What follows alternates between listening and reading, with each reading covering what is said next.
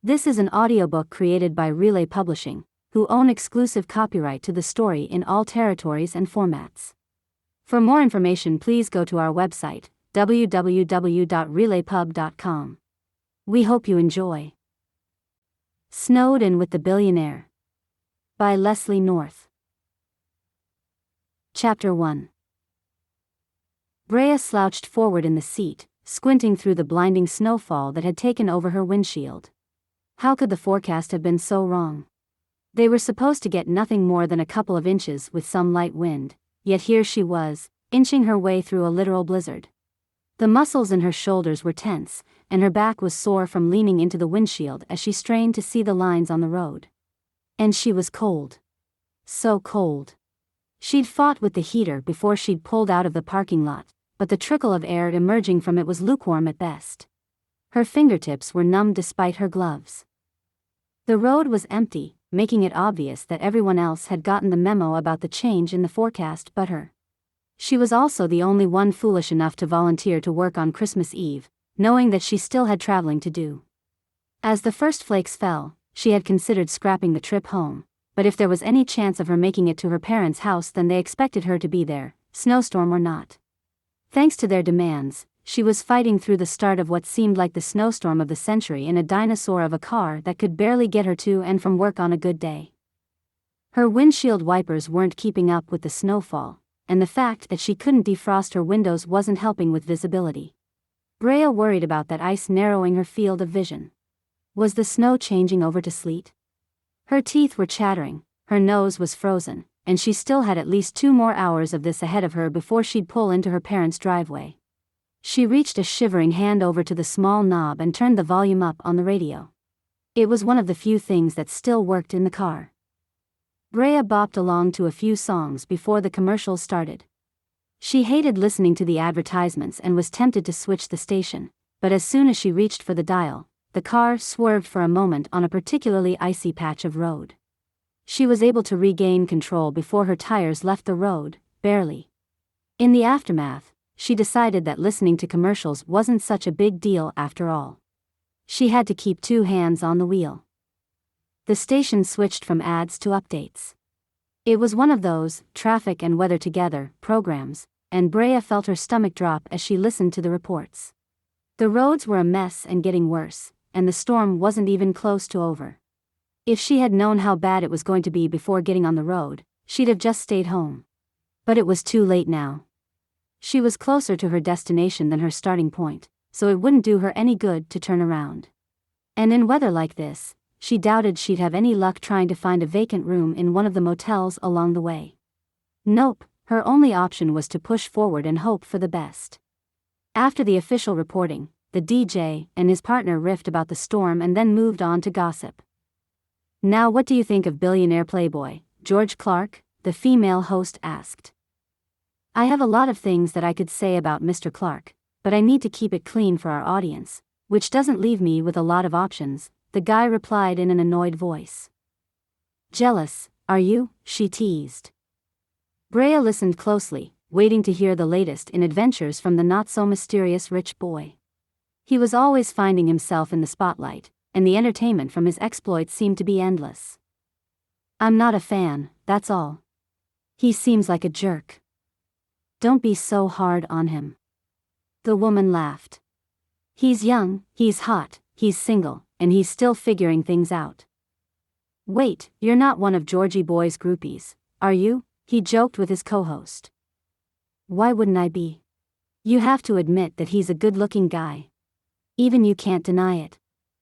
"Oh, he's good-looking, sure. The problem is that he knows it, and it's left him with a huge ego."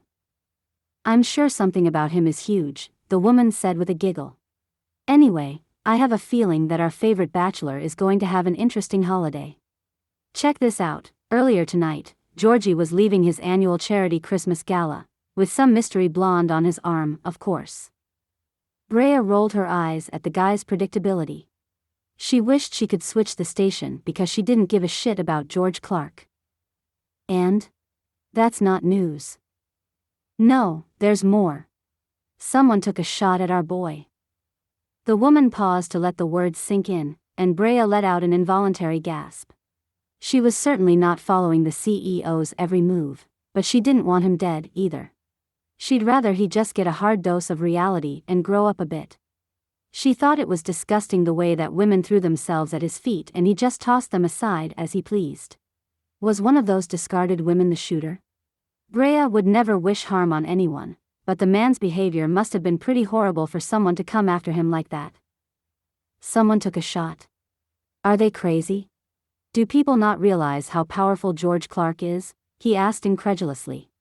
Any ideas on who the shooter is? Not yet, but there are rumors floating around that it's a business partner who was hung out to dry. George wasn't harmed. His security team rushed him away before the crowds even understood what was going on.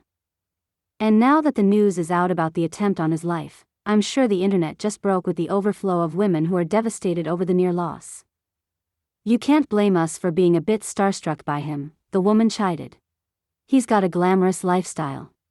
What I wouldn't give for a night or two with him. Well, where's Clark now? The guy asked. You said he was ushered away, but to where? There are only rumors as to where he is, she replied. Some say he's in a safe house, others have guessed that he is in protective custody. He hasn't been seen since the incident, which was about 2 hours ago. By now, he could be anywhere. For your sake, and for all the lonely housewives of the world, I hope old Georgie boy is okay. Wouldn't want your holiday ruined. Yeah, I hope he's okay, too, she replied.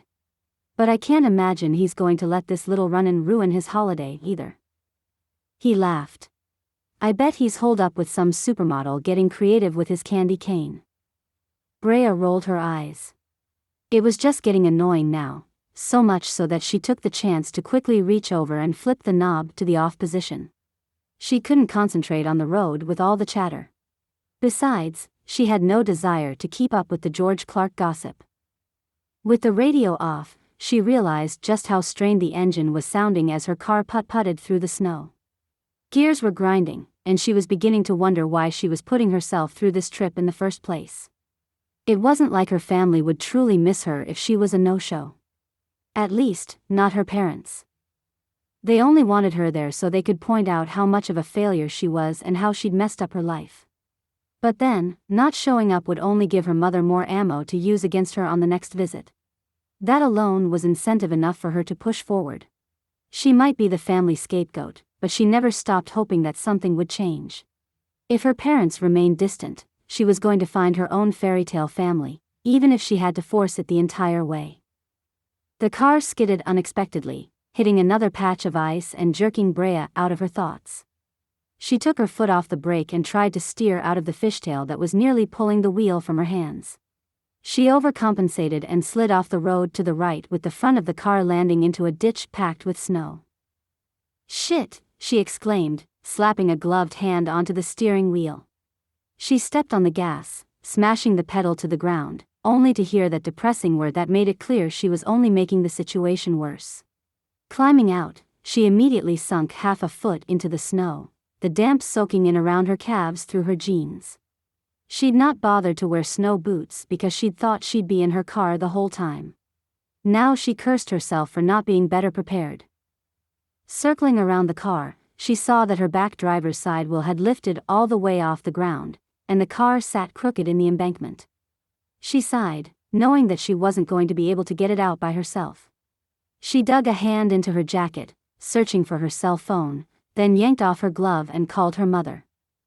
She knew that her mother wasn't going to be thrilled with the call or her cry for help on Christmas Eve, but she had no choice. Brea could already hear her mom suggesting that she needed to find her own way out of this predicament, but who else was there for her to call? The phone was silent. After several frustrating seconds, she realized that she had no service and that her call hadn't gone through. Brea slid back into the seat, the leather having turned icy in the few moments she'd been outside. The car was still running, but with the heat barely working, there was no point in leaving it on. The storm raged on, but she knew that she was going to have to go out in it and try to find help, or at least a safe place to wait out the storm. If she stayed here, she would freeze by the time someone drove by. Besides, it wasn't much colder outside than it was in the car anyhow, and someone had to live somewhere around here. She knew from her previous trips that there were several homes scattered through the trees, visible from the road when there wasn't a driving snowstorm reducing visibility to zero. Reluctantly, she pushed open the driver's side door. Yanking her purse from the passenger seat, she slammed the door and locked it, though she was sure that even if anyone were to come across it, they wouldn't find anything worth stealing. She climbed up onto the road so that she could at least have a bit of stability under her feet as she marched. Her tennis shoes threatened to slide on the ice as she fought to keep her footing. She huddled in her coat and pulled her scarf up to cover her ears. The icy sleet sliced at her eyes, making them burn. She could barely see through what had surely turned to blizzard conditions, but she pressed forward. She needed to find refuge. She narrowed her eyes to try to see through the haze of snow, searching for a glimpse of something: lights in the distance, smoke from a fireplace, the out-of-place color of a car in the distance. She'd walked maybe half a mile, but her entire body ached as if she'd walked for 10, exhausted from battling the wind and the cold. She was beginning to worry that she would lose a few toes. At this point, she'd vowed that if she came across an empty house, she wouldn't think twice about breaking in. Let them arrest her. At least a jail cell would be warm. Brea's feet only moved out of will. She was no longer truly aware of the ground beneath her. She stumbled to her knees and caught herself on her hands, feeling the snow seep through her thin gloves.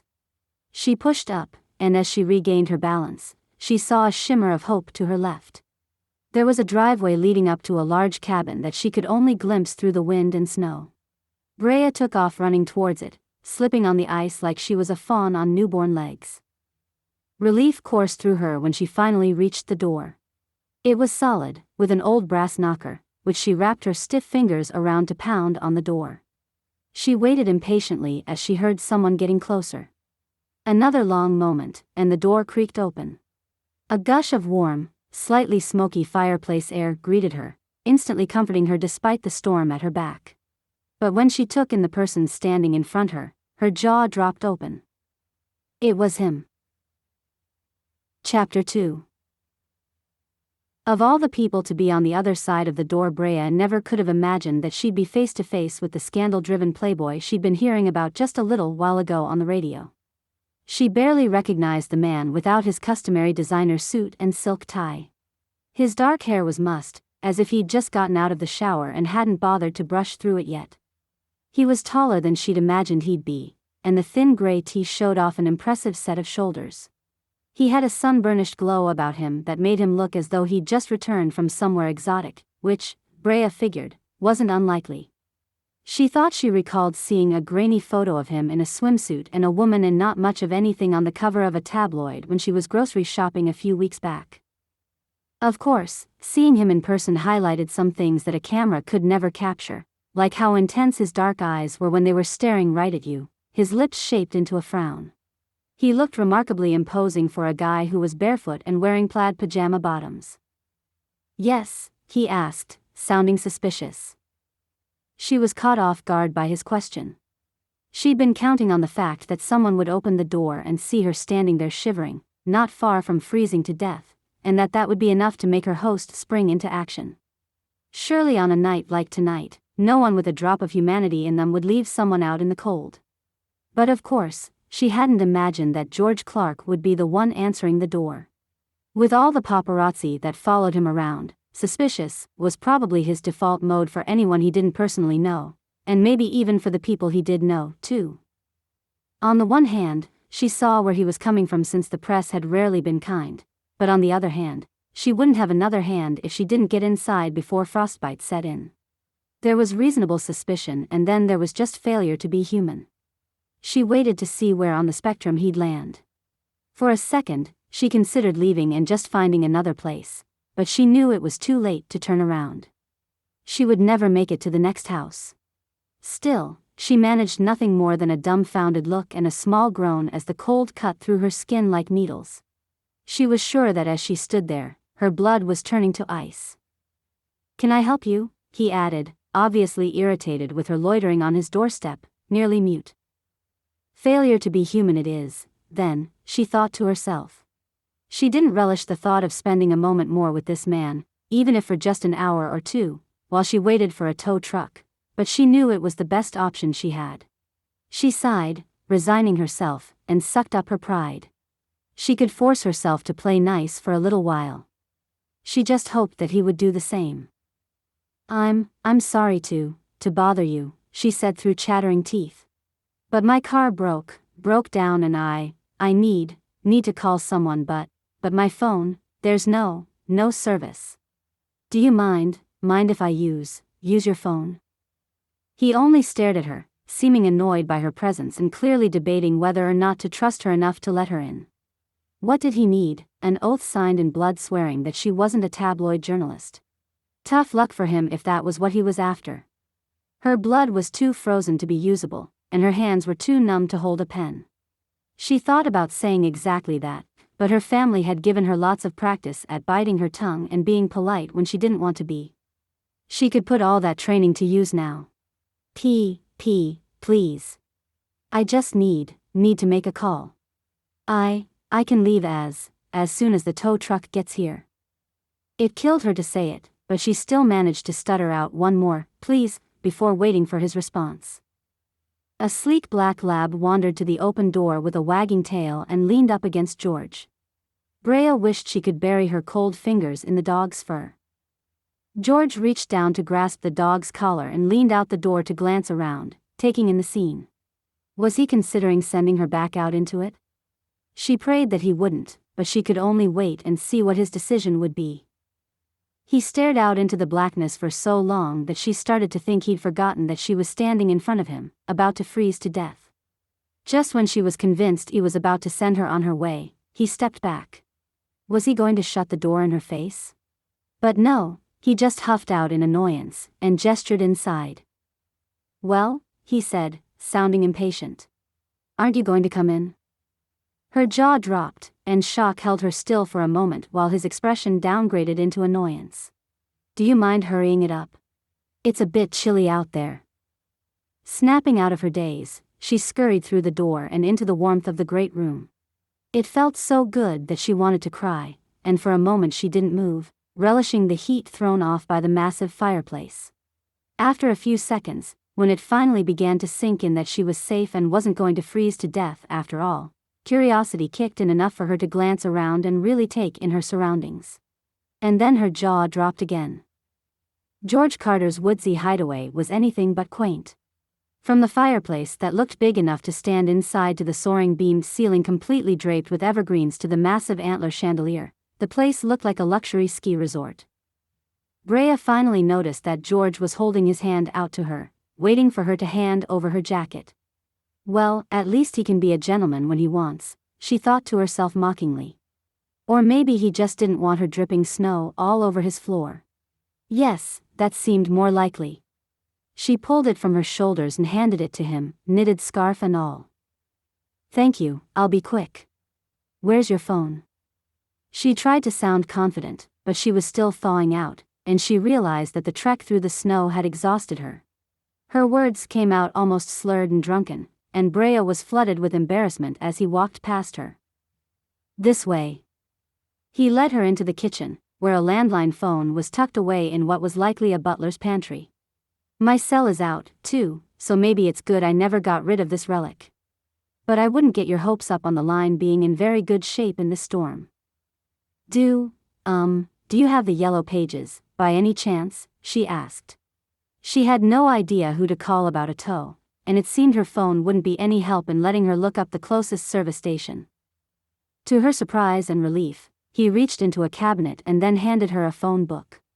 "I never thought this thing would get used for anything other than kindling for the fireplace, but I guess it's a good thing I kept it on hand." He chuckled as he grabbed a beer from the fridge and walked from the room with his dog at his heels, leaving her alone in the dim room. Feeling a bit more comfortable without him so close by, she relaxed and looked around.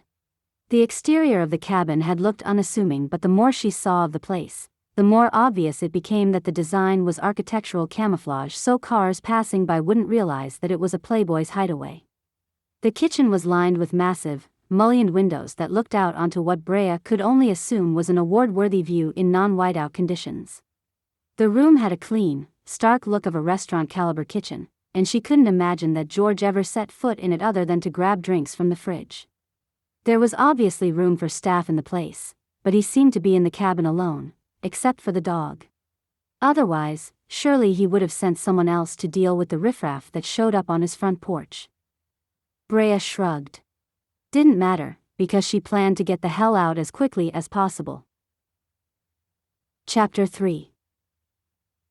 Her jeans were soaked up to her knees, her jacket was oversized, and her hat floppy and wet against her head. The woman on his doorstep looked like she'd just scaled Mount Everest and had the wind-chapped cheeks to prove it. Or no, not Mount Everest, because someone scaling a mountain would have known to dress for the weather conditions. This woman was in sneakers. She was lucky she didn't have a broken leg to show for her troubles. He wasn't keen on the idea of letting a stranger into his home, not when someone had tried to kill him just a handful of hours ago, but hell, it was a nightmare outside. He couldn't stomach the thought of leaving anyone out there. If his guards had been on hand, they would have stopped him, but with Jim and John, he had no idea what their birth names were and had no desire to learn them either, so they were always just Jim and John, even when they were replaced, not around. There wasn't anyone to stop him from letting her in. Besides, if she did prove to be dangerous, he had Colby with him, and his dog had learned a few guard dog cues when he was a puppy. Oh, who was he kidding? Colby would probably just lick her to death. The dog didn't have a mean bone in his body. George would just have to hope that the woman's cute and innocent act wasn't a ruse to get him to let his guard down. If she was part of the plot that had sent him to the cabin in the first place, then surely she was the worst assassin ever, showing up on his doorstep all bedraggled and half frozen. Plus, she was too cute to be a killer, red cheeks and all. She was shivering beneath all of her layers and could barely sputter out the request to use his phone. Reluctantly, George pushed back against the door and allowed her inside, all the while vowing that she would stay no longer than it would take for someone to come get her and for her to become their problem. He hung up the girl's coat and turned to lead her to the phone, but he found himself caught off guard as he faced her. He'd assumed this was a girl of just 20 years old, perhaps a year or two older, but with her outerwear out of the way, he now realized that she was much closer to his age, and carried it well. Once she stripped off her hat, he realized that even more of his initial snap judgment of her had been wrong. She was much more than cute. The woman who'd landed on his porch in the middle of a blizzard was downright gorgeous, with cut-glass cheekbones and full lips he couldn't stop watching. Her brown hair had been tied in a bun and stuffed under her hat, but now several curly tendrils fought to be free. Her green eyes met his defiantly, as if it didn't matter that he'd allowed her into his home. He smiled internally at this, intrigued by the fact that she didn't seem intimidated by nor interested in him. If it was an act, she was certainly selling it well. And if it wasn't, well, that would be interesting, wouldn't it? He couldn't remember the last time he'd met a woman who wasn't either cowed by him or drawn to him. He pointed her to the phone and handed her a phone book before walking out with a beer in hand. He settled in the living room as he overheard her conversation with the towing company. "Hello? Hello? Can you hear me?" She was nearly yelling now. There was a pause as the woman waited for a response. "Yes, I'm sorry, there is an awful connection. I'm in need of a tow." Pause as someone spoke on the other end of the line. "My car is on Route 4, about 2 miles east of Highway 65. George could hear the woman shuffle in the kitchen. "Yes, I understand, but I only need to have it pulled out, that's it. It doesn't need to be taken anywhere. It shouldn't take more than a minute or two." Pause again, and more shuffling as the woman found a chair and made herself comfortable. "Please. I know it's Christmas Eve, and I know the weather is awful, but don't you have family that you'd like to spend Christmas with?" Short pause. "Well, I have family, too, and I'd like to get home to them." He wasn't sure why, but something about the woman's last sentence sounded a bit off. Not dishonest, but wrong, as if she wasn't actually all that excited to get home to her family. "Please." Her voice was lowered to nearly a whisper, but he could hear the desperation in it. "Isn't there anything you can do tonight?" Silence as the person on the other line responded. When the woman spoke again, she sounded defeated. "Yes, I understand. Thank you. Tomorrow?" Pause. "Yes, thank you. I'll be there. Pause. Yes, Merry Christmas to you as well. He could hear her exasperated sigh from where he was seated. George lounged back into his chair and sipped on his beer, scratching behind Colby's ears as the dog rested his head in George's lap, and both of them waited to see what the woman would do now. It took several minutes for her to drag her feet into the doorway of the kitchen. He looked up to her and put on an innocent expression. If she didn't realize that she'd been speaking loudly enough for him to overhear, then he wasn't going to enlighten her. Any luck? He asked. Colby looked between the two of them like he was watching a tennis match. Her eyes narrowed at him, but she kept her cool. No. But thank you for letting me use your phone. She turned on her heels and walked towards the coat rack, snatching her coat, wrapping her scarf around herself, and pulling on her hat. George watched inquisitively, wondering if the woman was stubborn and proud enough that she'd risk spending the night out in the cold rather than ask for his assistance. She faced him as she zipped up her large coat and slipped into her gloves. I appreciate you allowing me to make a call. I hope you have a Merry Christmas. Her hand was on the handle, turning it and pulling the door open before he finally spoke. You know that I can't let you go back out there. It's too dangerous unless help is coming right away, and you just said that it's not. So given that, would you like to join me for dinner? I have enough for two. Colby thumped his tail on the couch as if he understood that he was about to have a new playmate for the night. The door closed slowly, quietly, but the woman kept her hand on the handle, as if she was prepared to sprint away at any moment. As if she was afraid that if she turned around and released the doorknob, she would never be able to leave. George found himself feeling a little offended by her attitude. He may not have the greatest reputation, but that was because women complained that he moved on too quickly, not because he forced anyone to stay with him when they wanted to leave. And anyway, that wasn't what his offer was about. As beautiful as she was, he had no designs on her. He wasn't all that interested in being close to anyone at the moment, not after the recent attempt on his life. That was why he'd come out here in the first place. He was supposed to be in hiding, making sure that no one knew where to find him until the threat against him was resolved. Having this woman stay overnight was the dead opposite of what he'd resolved to do, and he knew that Jim and John would give him hell for it if they found out. In spite of that, though, he knew that he had to make the offer. Especially when the alternative was sending her to her car to freeze overnight. It wasn't like there was anywhere nearby that he could drop her to wait it out until morning. The nearest motel was 20 miles away, and like hell was he driving 20 miles there and back on these roads in this kind of storm. No, it made the most sense for both of them for her to stay. And maybe if he played his cards right, he could turn her bad luck into his good PR spin. Let it slip to the press that he let a wayward wanderer crash at his place on a snowy holiday. It was what he did best, turning misfortune into an opportunity. Chapter 4. She didn't know if it would be worse to freeze to death or to stay in the cabin and endure the presence of George Clark. Both would be slow and torturous, but at least she was most likely to survive if she stayed. Or so she hoped. She slowly turned to face him and read his expression, but there was nothing except his handsome poker face that seemed to be watching her. Judging her. Well, Brea had no desire to be judged by the high-and-mighty tabloid idol, but she was hungry, and she hadn't fully warmed up yet. The thought of going back out into the cold made her shiver involuntarily. Brea removed her jacket, her eyes never leaving George's. He watched her closely, making her uncomfortable, but she wouldn't back down from his challenging stare. Moments passed, and as she realized that George wasn't going to back down either, Brea grew uncomfortable. There was something in his gaze that seemed, well, she wasn't sure exactly what it was, but she knew she didn't like it. She finally found her voice. Would you mind if I called my family? She folded her hands together awkwardly. Go ahead. I suppose my home is yours for the evening. You know where the phone is. He waved her towards the kitchen nonchalantly.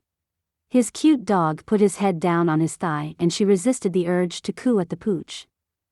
Brea felt relieved when she was out of his line of sight. His intensity was too much. No wonder the man was a billionaire. He probably scared the shit out of everyone negotiating against him. She snatched the phone off of the wall and slumped into a chair. Brea noticed something simmering on the stovetop and wondered where the chef was hiding. There was no way the man had actually prepared a meal on his own.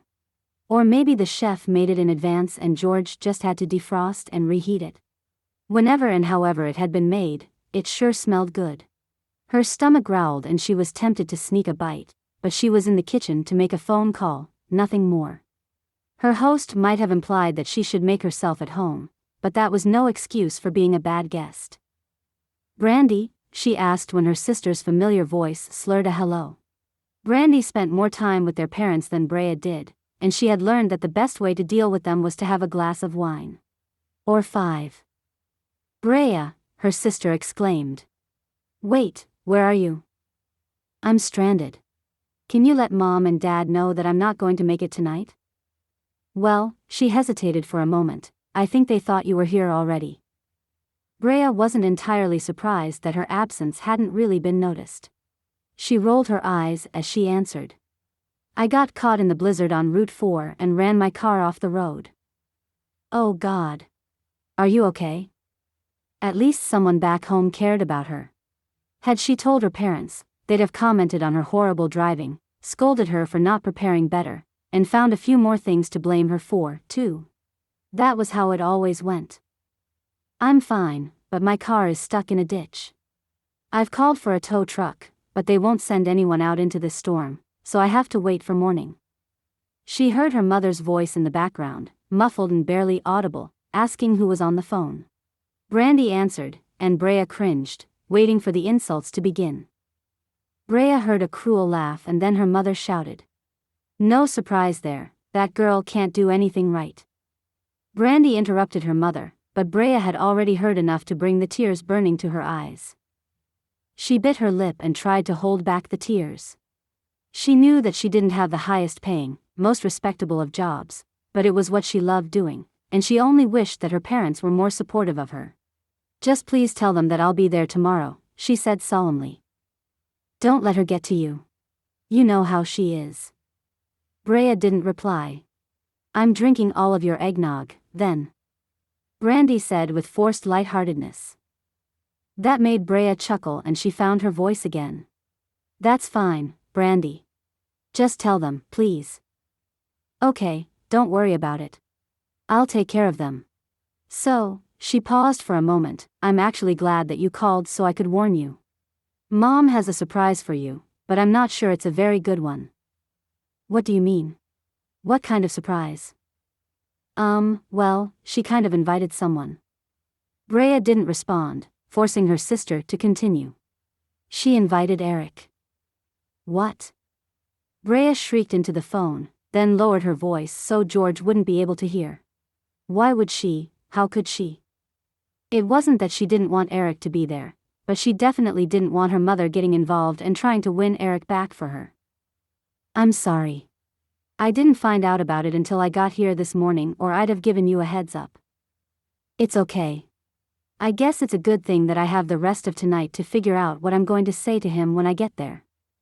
There wasn't much of a silver lining to this, but at least there was something. She'd have enough time to formulate her plan of attack. "Well, where should I tell them you are?" Brea hesitated on what to say. She couldn't claim that she was with the one and only George Clark. She wasn't entirely sure that her sister would believe her anyway. "I stopped at a house near where my car got stuck." "A house? As in, a stranger's house?" Brea smirked. George Clark wasn't exactly a stranger. "Don't worry, I'm fine." She paused and lowered her voice. "He's a gentleman." "Oh, it's a he, is it? Is he hot?"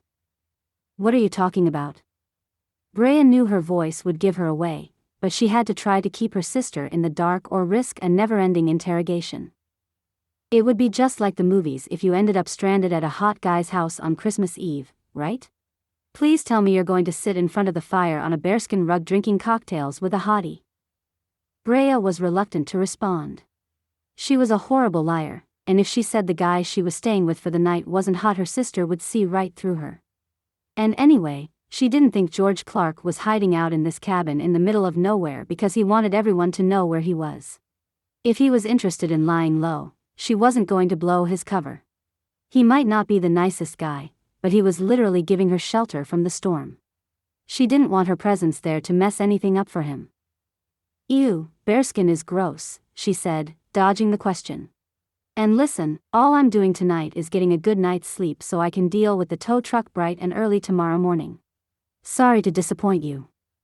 She realized she was talking louder than intended and peeked around the corner to be sure that George hadn't heard her words. "I have to go." "Please, I can tell by your voice that he's hot. Go get you some before you come home.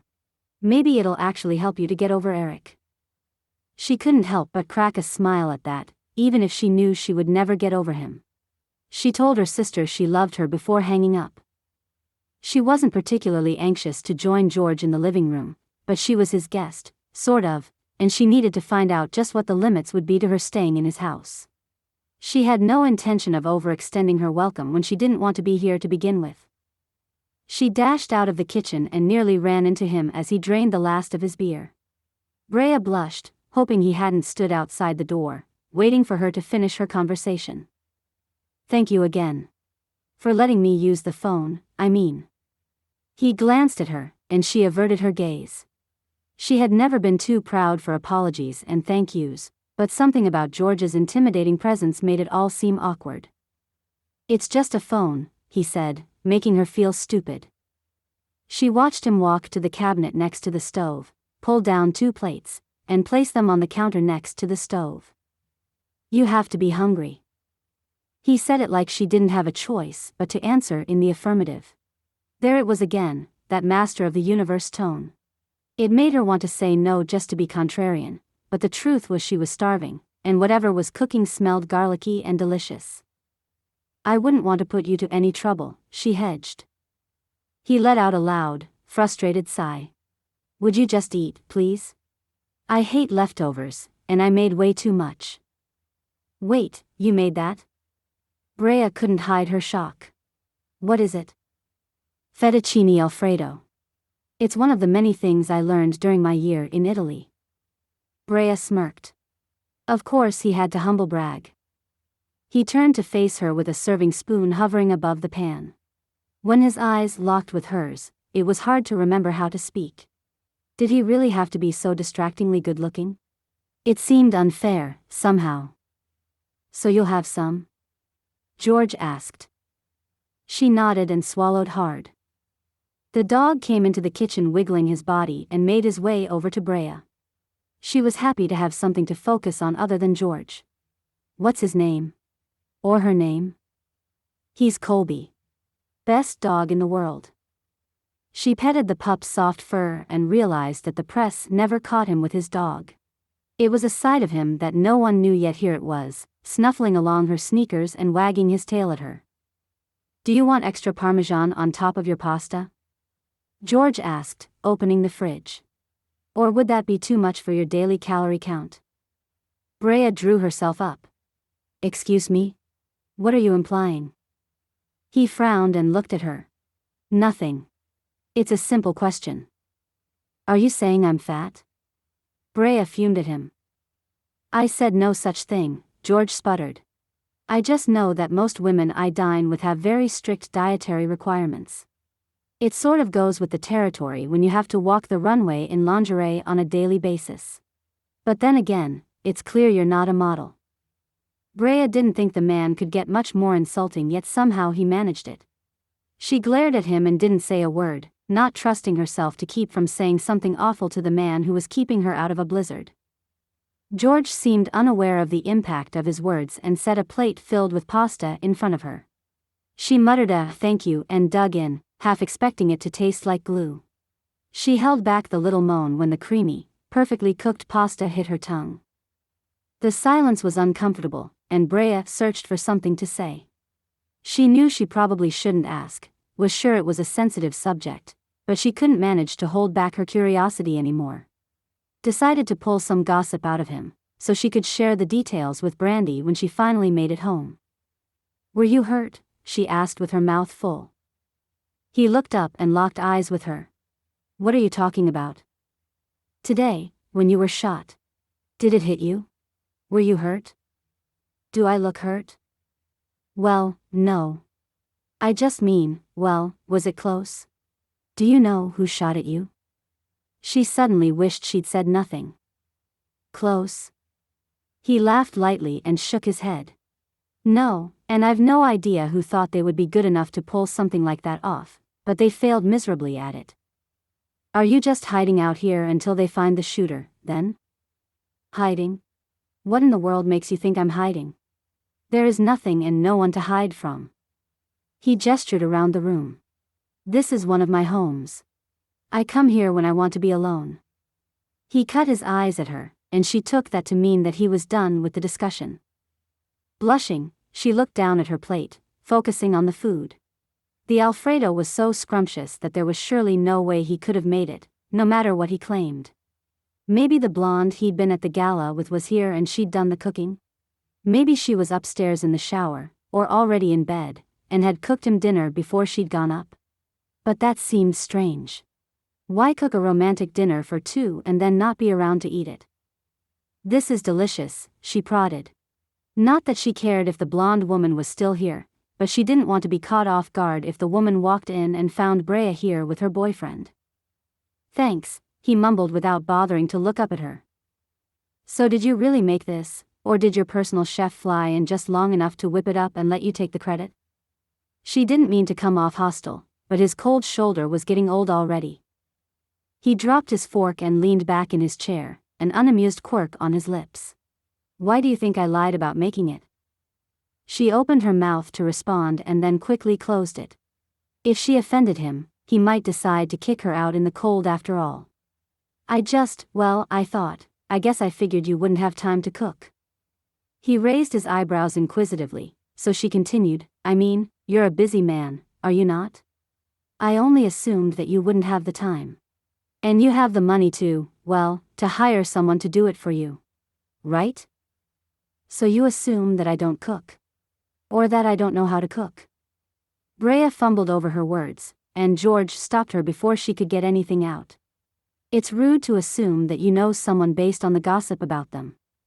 He paused. I just realized that I don't even know your name. Nelson, she softly answered. Brea Nelson. Okay, Ms. Nelson. Well, in my opinion, it's inappropriate to make assumptions about a person you don't know. I happen to enjoy cooking in my free time and have never had a chef on my personal staff, with the exception of when one is needed for an occasional banquet or party. Contrary to what you might believe, I happen to be a very self-sufficient individual. Brea bristled. Yes, he was her host, and yes, she was dependent on his generosity for a place to stay tonight, but she didn't appreciate being condescended to. She got enough of that from her family. She wasn't about to put up with it from a spoiled billionaire. I appreciate your little lesson here, Mr. Clark, but I'm sure you've made your own assumptions about me, have you not? As for not knowing you, you've made a great deal of yourself and your personal life public knowledge. It's rather difficult to not know you. When you put your life on the front page, can you blame people for drawing conclusions? Oh, really? Well, Ms. Nelson, what is it that you know of me, then? He crossed one ankle over the opposite knee and looked at her like she was the next course. She hadn't expected to have to explain herself and was caught off guard by the request. She looked away, flustered by his unwavering gaze. She racked her mind for something she really knew, and was embarrassed to realize that most of her knowledge of him was based on gossip, suggestion, and innuendo. Some of it was probably true, but she couldn't say for sure what those things might be, and if she guessed and got it wrong, it would just give him another excuse to laugh at her. Better to back down. I'm sorry, never mind. She could feel his eyes on her, and after several uncomfortable moments, she finally met his gaze. He had one eyebrow cocked upwards, his mouth turned down in a frown.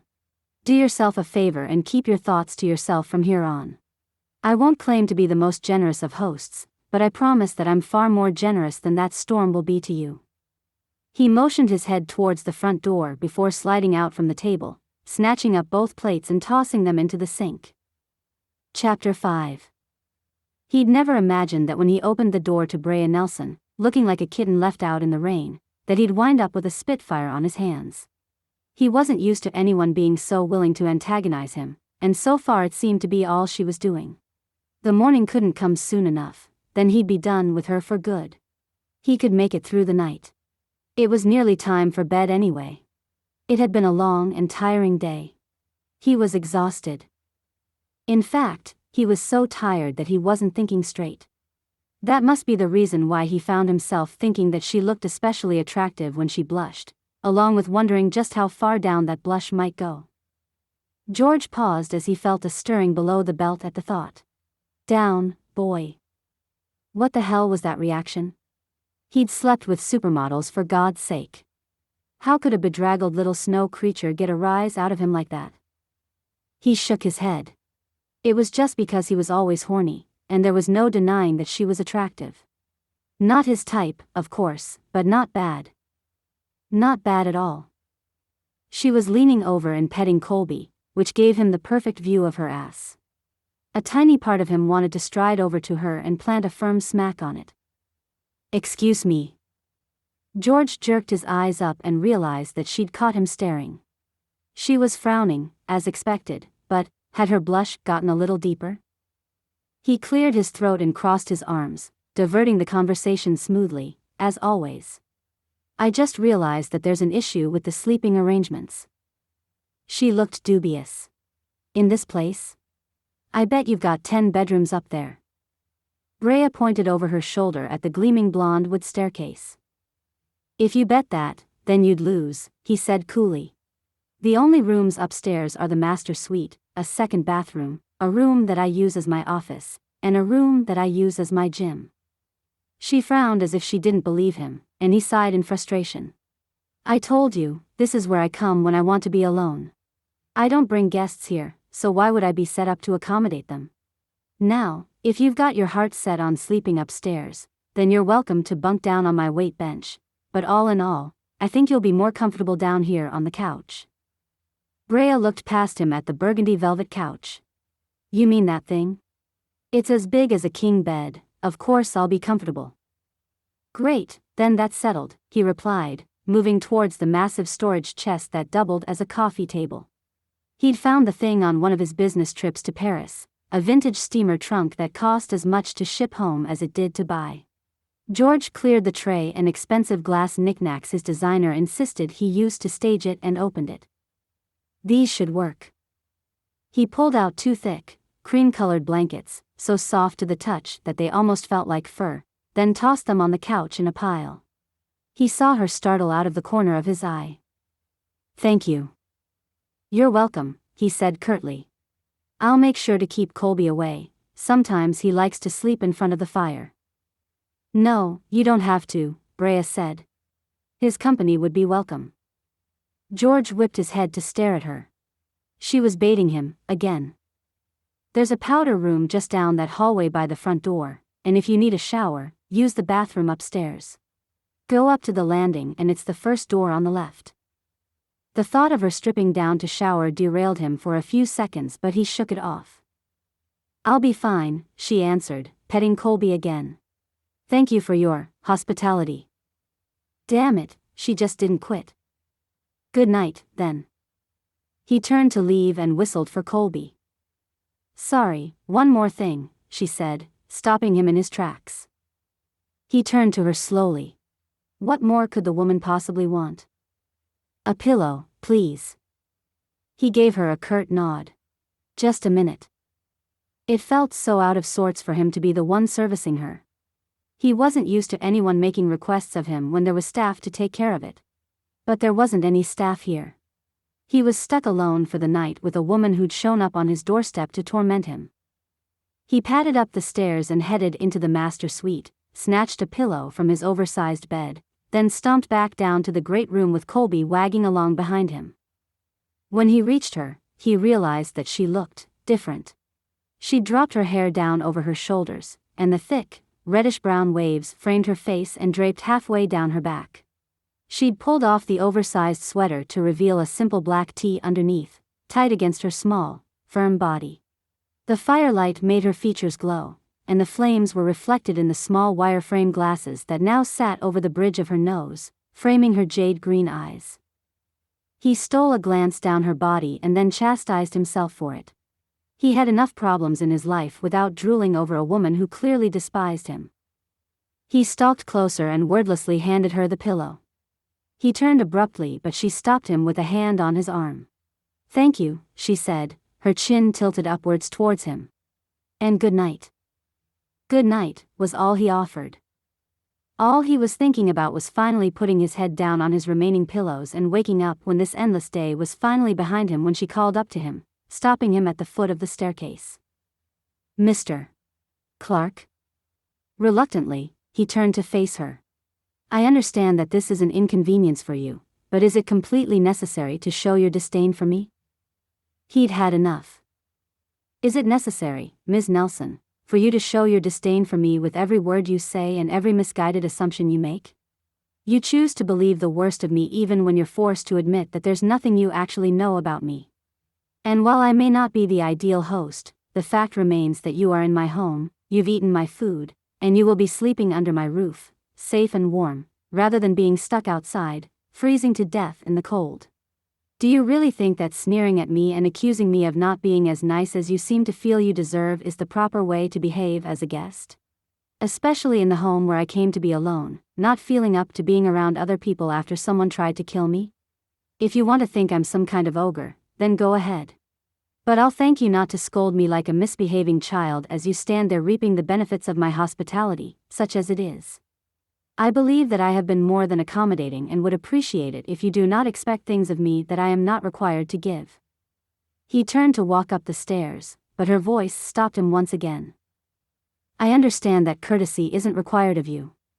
I only think that it would make my stay here a bit more pleasurable for the both of us if you did more than just tolerate me." She paused for a moment, letting her words sink in with George. "We aren't friends, Ms. Nelson.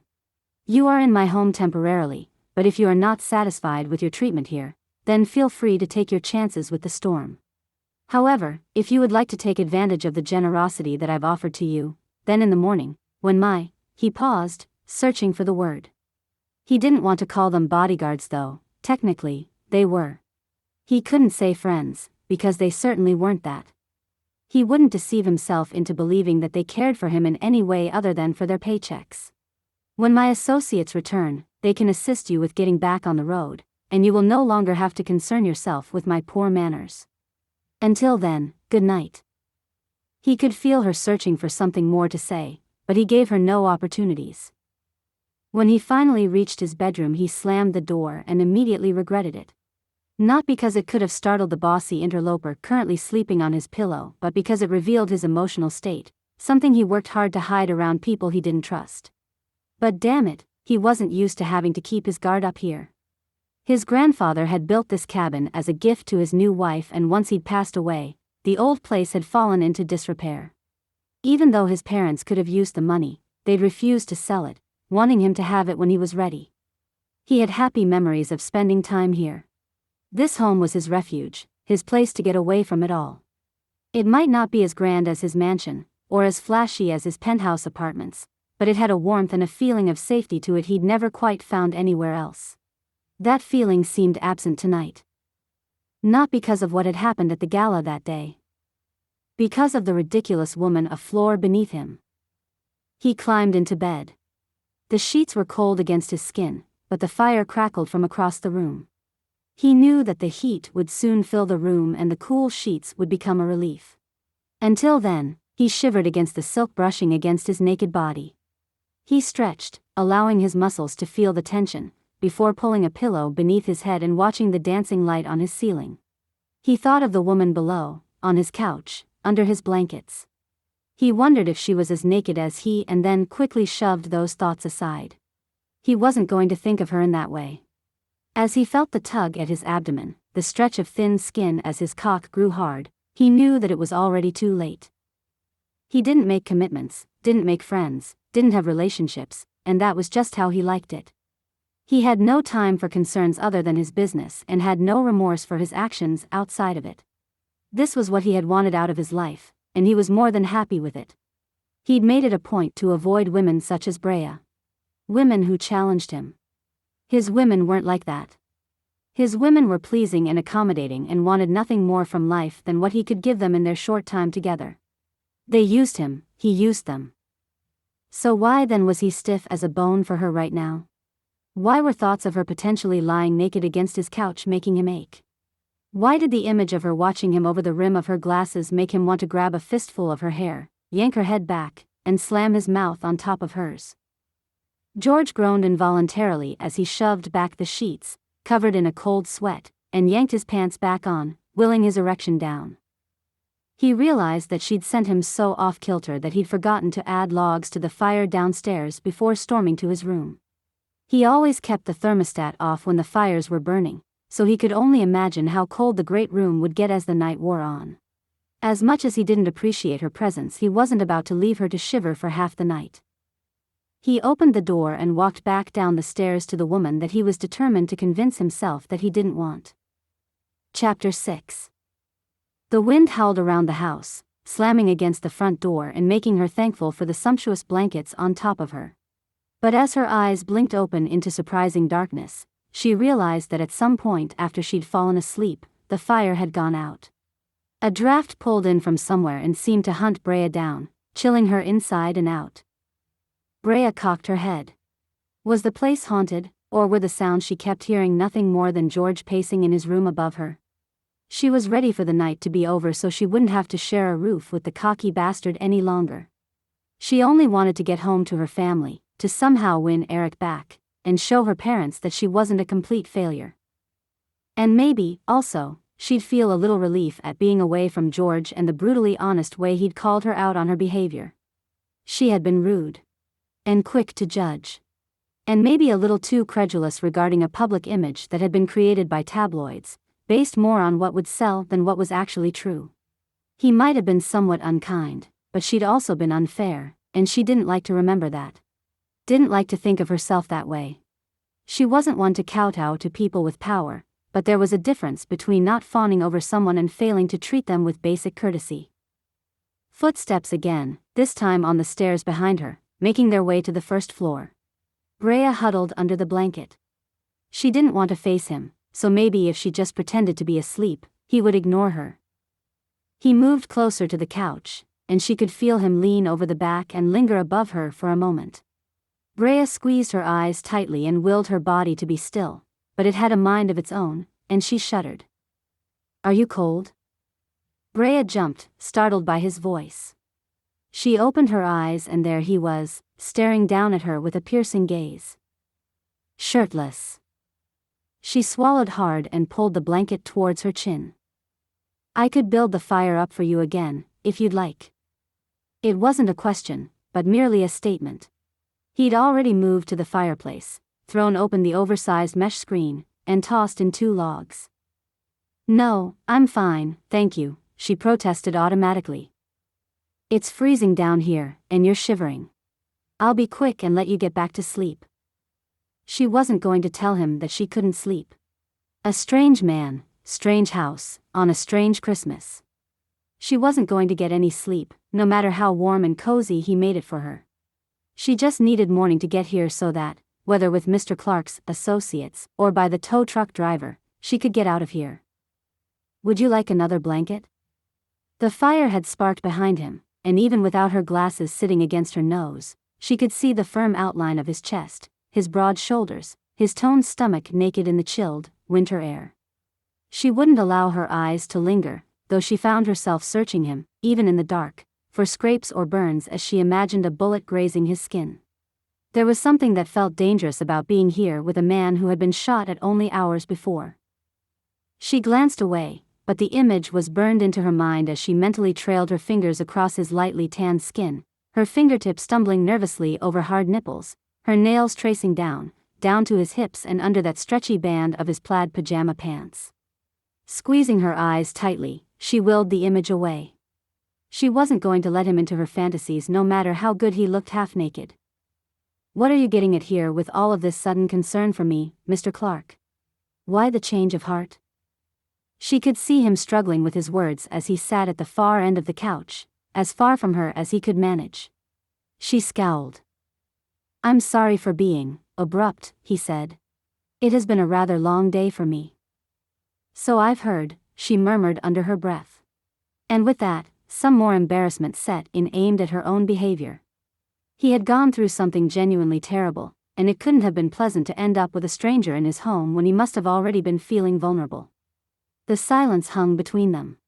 She was unsure of what to say. She felt like she should apologize, too, but she couldn't think of how to frame it without admitting that she'd come into his house with some pretty negative assumptions, made without a lot of basis. She still wasn't going to be nominating him for Man of the Year, but maybe she'd been too hasty in thinking that he was the Grinch come to life in an absurdly attractive body. She sat up, pulling the blanket to her chin and holding it tightly around herself like a shield, not from the cold, but from him and from the attraction she kept feeling toward him, even though she knew with absolute certainty that it was a terrible idea. She suddenly felt very uncomfortable with him in the room. She was beginning to sweat beneath the layers, even though the fire was still barely a flicker. She wished he would put a shirt on already. Whether he intended it or not, he was awfully distracting. She faced forward, avoiding the figure that was on the farther end of the couch. She pressed herself into the armrest, wishing she could put more distance between them. This is the first time I've shared the cabin with anyone since I was a teen. She was unsure if he was speaking to her or more to himself, making a self-observation. She chose not to answer and to allow the silence to hang between them again. The fire was roaring now, filling the room with heat. After a few minutes, George spoke again. "I keep the furnace low because I like wood heat." He paused for a moment, but Brea said nothing. "Nothing beats the warmth and glow of a fireplace, don't you agree?" She was shocked at his nearly romantic words. They weren't the kind of thing she'd have expected him to say, or even feel. She smiled, cocking her head in his direction before realizing how his bare chest seemed to glow in the firelight, and then quickly snapping her head forward again. "Yes, I do agree. It makes me think of happy times, family, love." She stopped, not having meant for the last word to slip out. It felt odd that she should say such a thing in front of him, even if there were no implications that she meant him. Whether all the rumors about him were true or not, there was no denying he'd been seen with lots of different women. True, lasting love didn't seem to be on his agenda. "Happy times," the man grunted to himself. "Yes, I suppose that you grew up in a very close, loving family and have many wonderful memories to hold on to." Was she imagining it, or was his tone slightly envious? She hesitated. She might be in his home and sharing his couch, but she didn't know him well enough to share the unhappiness of her childhood. Besides, he'd achieved his success by being a ruthlessly driven businessman. She couldn't imagine he made much time in his life for softer emotions, so would he even understand what she's been through? How it had hurt her. He seemed like the type to tell her that she should use her struggles to make herself stronger. She hated advice like that. Her struggles hadn't made her superhuman, they had just made her used to struggling. Was there strength in that? Maybe, but there was weakness, too. She was so very tired of having to struggle when it came to the people who were supposed to accept her unconditionally. It left her vulnerable in odd ways, made her easier to hurt. She didn't want to get into any of that, so she needed to pivot the conversation to lead it in a different direction. Not much of his youth had been in the media. The only thing that she did know of his childhood was that he was an only child. The very idea seemed strange to her. She couldn't imagine having grown up alone, not with her parents. Had his been better? "What about your childhood?" she prodded. "What are your parents like?" She could feel him looking at her, but she couldn't read his expression through the dark and the blurriness of still not having her glasses on. She reached for them now, but when she looked back at him, he had turned away again, staring into the flickering flames. Maybe there was a reason that the only personal life that anyone knew of was flamboyant and extreme. Maybe the truly personal things, the things that he held close and dear, he refused to let anyone touch, friend or foe. Suddenly, Mr. Clark had become a mystery that Brea wanted very badly to solve. Chapter 7. Why did she care? Why was she asking about him, about his family? He wasn't going to say a word, wasn't going to tell her anything about what he had left behind. That was his past, and it had nothing to do with the present, the here and now. It had nothing to do with the man that he was. Had it been up to his parents, he would be working in a factory making car parts, spending his weekends with the kind of wife they expected him to have and their 2 kids. They'd probably be named Joni, who'd be 6, and Nicholas, who'd be 9. After 8 years with the company, he would get 10 vacation days a year that he would use to visit his family for a week during Christmas, a week with his wife's family during the summer, and then switch it the following year.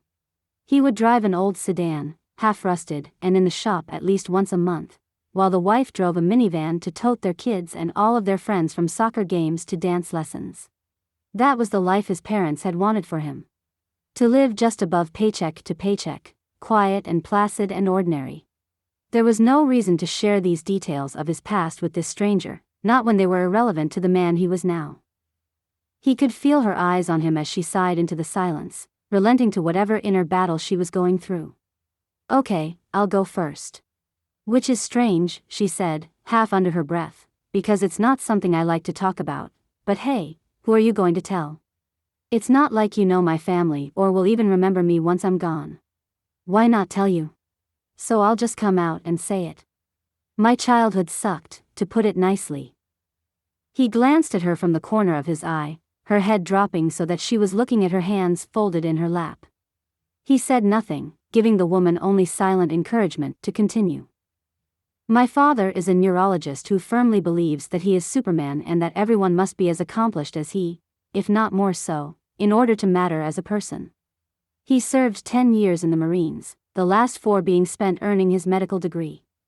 My mother, who was originally a receptionist at the hospital where my father interned, is an alcoholic who, upon meeting my father, became a housewife who leeches off of his salary. Her thoughts on life are that a woman should marry into the upper classes and then coast. She's accomplished nothing except creating every vodka combination you could imagine and single-handedly keeping Advil in business. My sister and I are best friends, bonded together through the endless waves of criticism from both our mother and father. From Dad, we got lectures about how our education was the most important thing. Our home became a military-style boot camp to keep us on track as straight-A students. We were only allowed to spend time on anything other than academics if it would help us get a better career. And the only acceptable careers were in medicine, law, or something equally prestigious. Art, sports, dance, all of these were considered a waste of time and were therefore banned from our household. From Mom, we got lectures about how we needed, above all, to be desirable and desired, even at a young age. We were practically pimped out to other well-to-do families with young boys around our age as our parents tried to find a suitable match for us. Our marriages weren't arranged, per se, but our parents were very adamant on who they expected us to Wednesday. She paused as she struggled with her inner conflict. Now he was genuinely interested. Her family seemed the opposite of his in almost every way. Part of him wished that his father had been as ambitious as Brea's father was. Still, he couldn't imagine his parents pushing him into a marriage he didn't want, much less choosing the woman for him. When she didn't continue, George urged her on. "What happened? Did you marry?" He hadn't planned on the next question spilling from his lips, but it suddenly mattered very much that he know the answer to the question. "Are you married?" Brea laughed, a sweet, lyrical sort of laugh that made George want to join in, though he couldn't remember the last time he had genuinely felt the pull to laugh about anything. "Married?" she exclaimed. "Oh God, no." This time, George couldn't contain himself from snorting at her response. If the question had been posted at him then it would have made him react in much the same way. "I said they had expectations, not that I did as they wanted," she huffed lightly. "Though to be honest, I almost got married. We had a date picked and everything." George was unsure if she stopped because the thought of this man still hurt, or if she thought George was uninterested, but he was very interested. He was afraid to make an attempt at pulling more information from her, for fear that she would close up and decide that she had shared enough, but as they sat there in silence, he realized that she likely already had. So he had nothing to lose by asking. She'd either ignore him, evade the question, or she'd answer it. "This man that you were to marry, what happened to him? I'm guessing your parents were pretty unhappy when the wedding was called off?" Brea sighed, turning so that she faced him, her auburn waves spilling over one shoulder, the light of the fire casting deep shadows across her smooth face. Her back was to the arm of the sofa, her legs stretched out towards him, her feet only inches away. It was a casual move, but incredibly sensual as well. If he only placed his hand on the couch beside his thigh, he would touch her. She was wrapped tightly in the blanket that hid her lithe body from view, but she was still so close. He felt that tightening in his groin again, and he quickly readjusted his body so that the flames wouldn't cast a telling shadow across his stomach. My family was furious.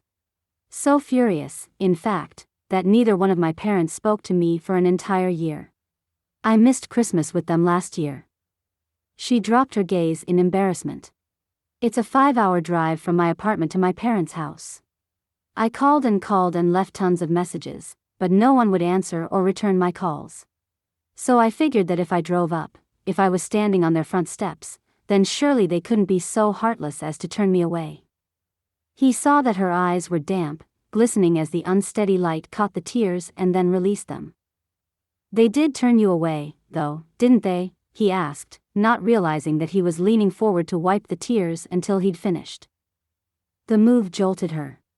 It was such an intimate gesture. She pulled away a bit, masking the movement by nodding her head in answer to his question.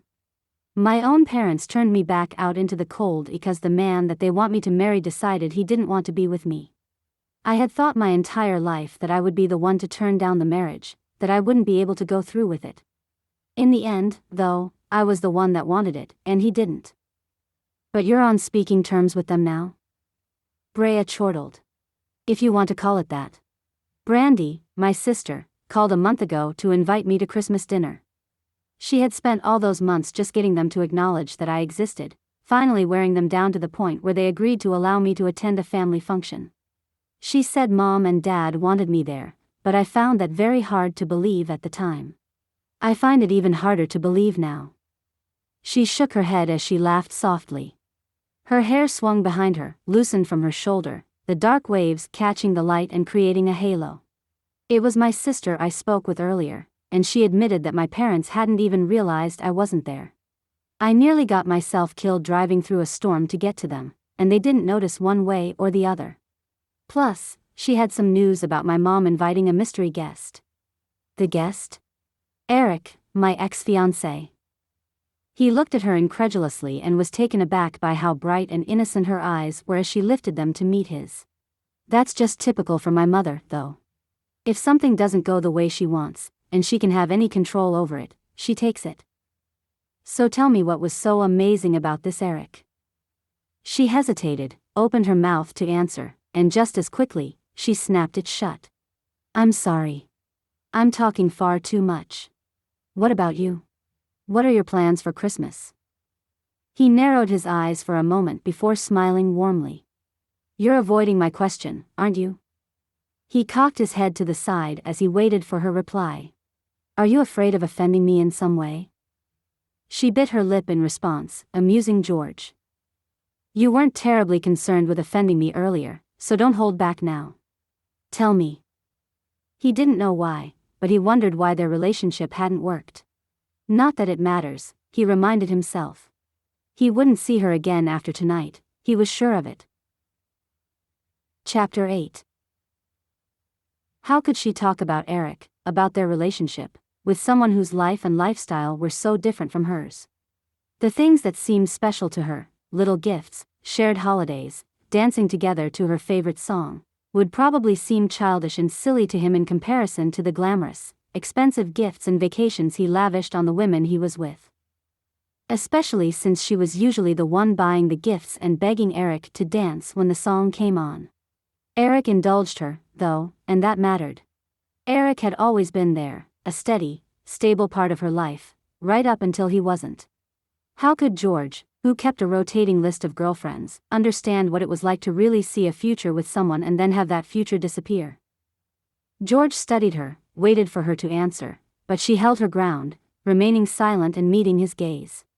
Finally, he relented, and she released the breath that she had held for those long moments. I know it's late, but would you like a cup of coffee? She glanced at her phone.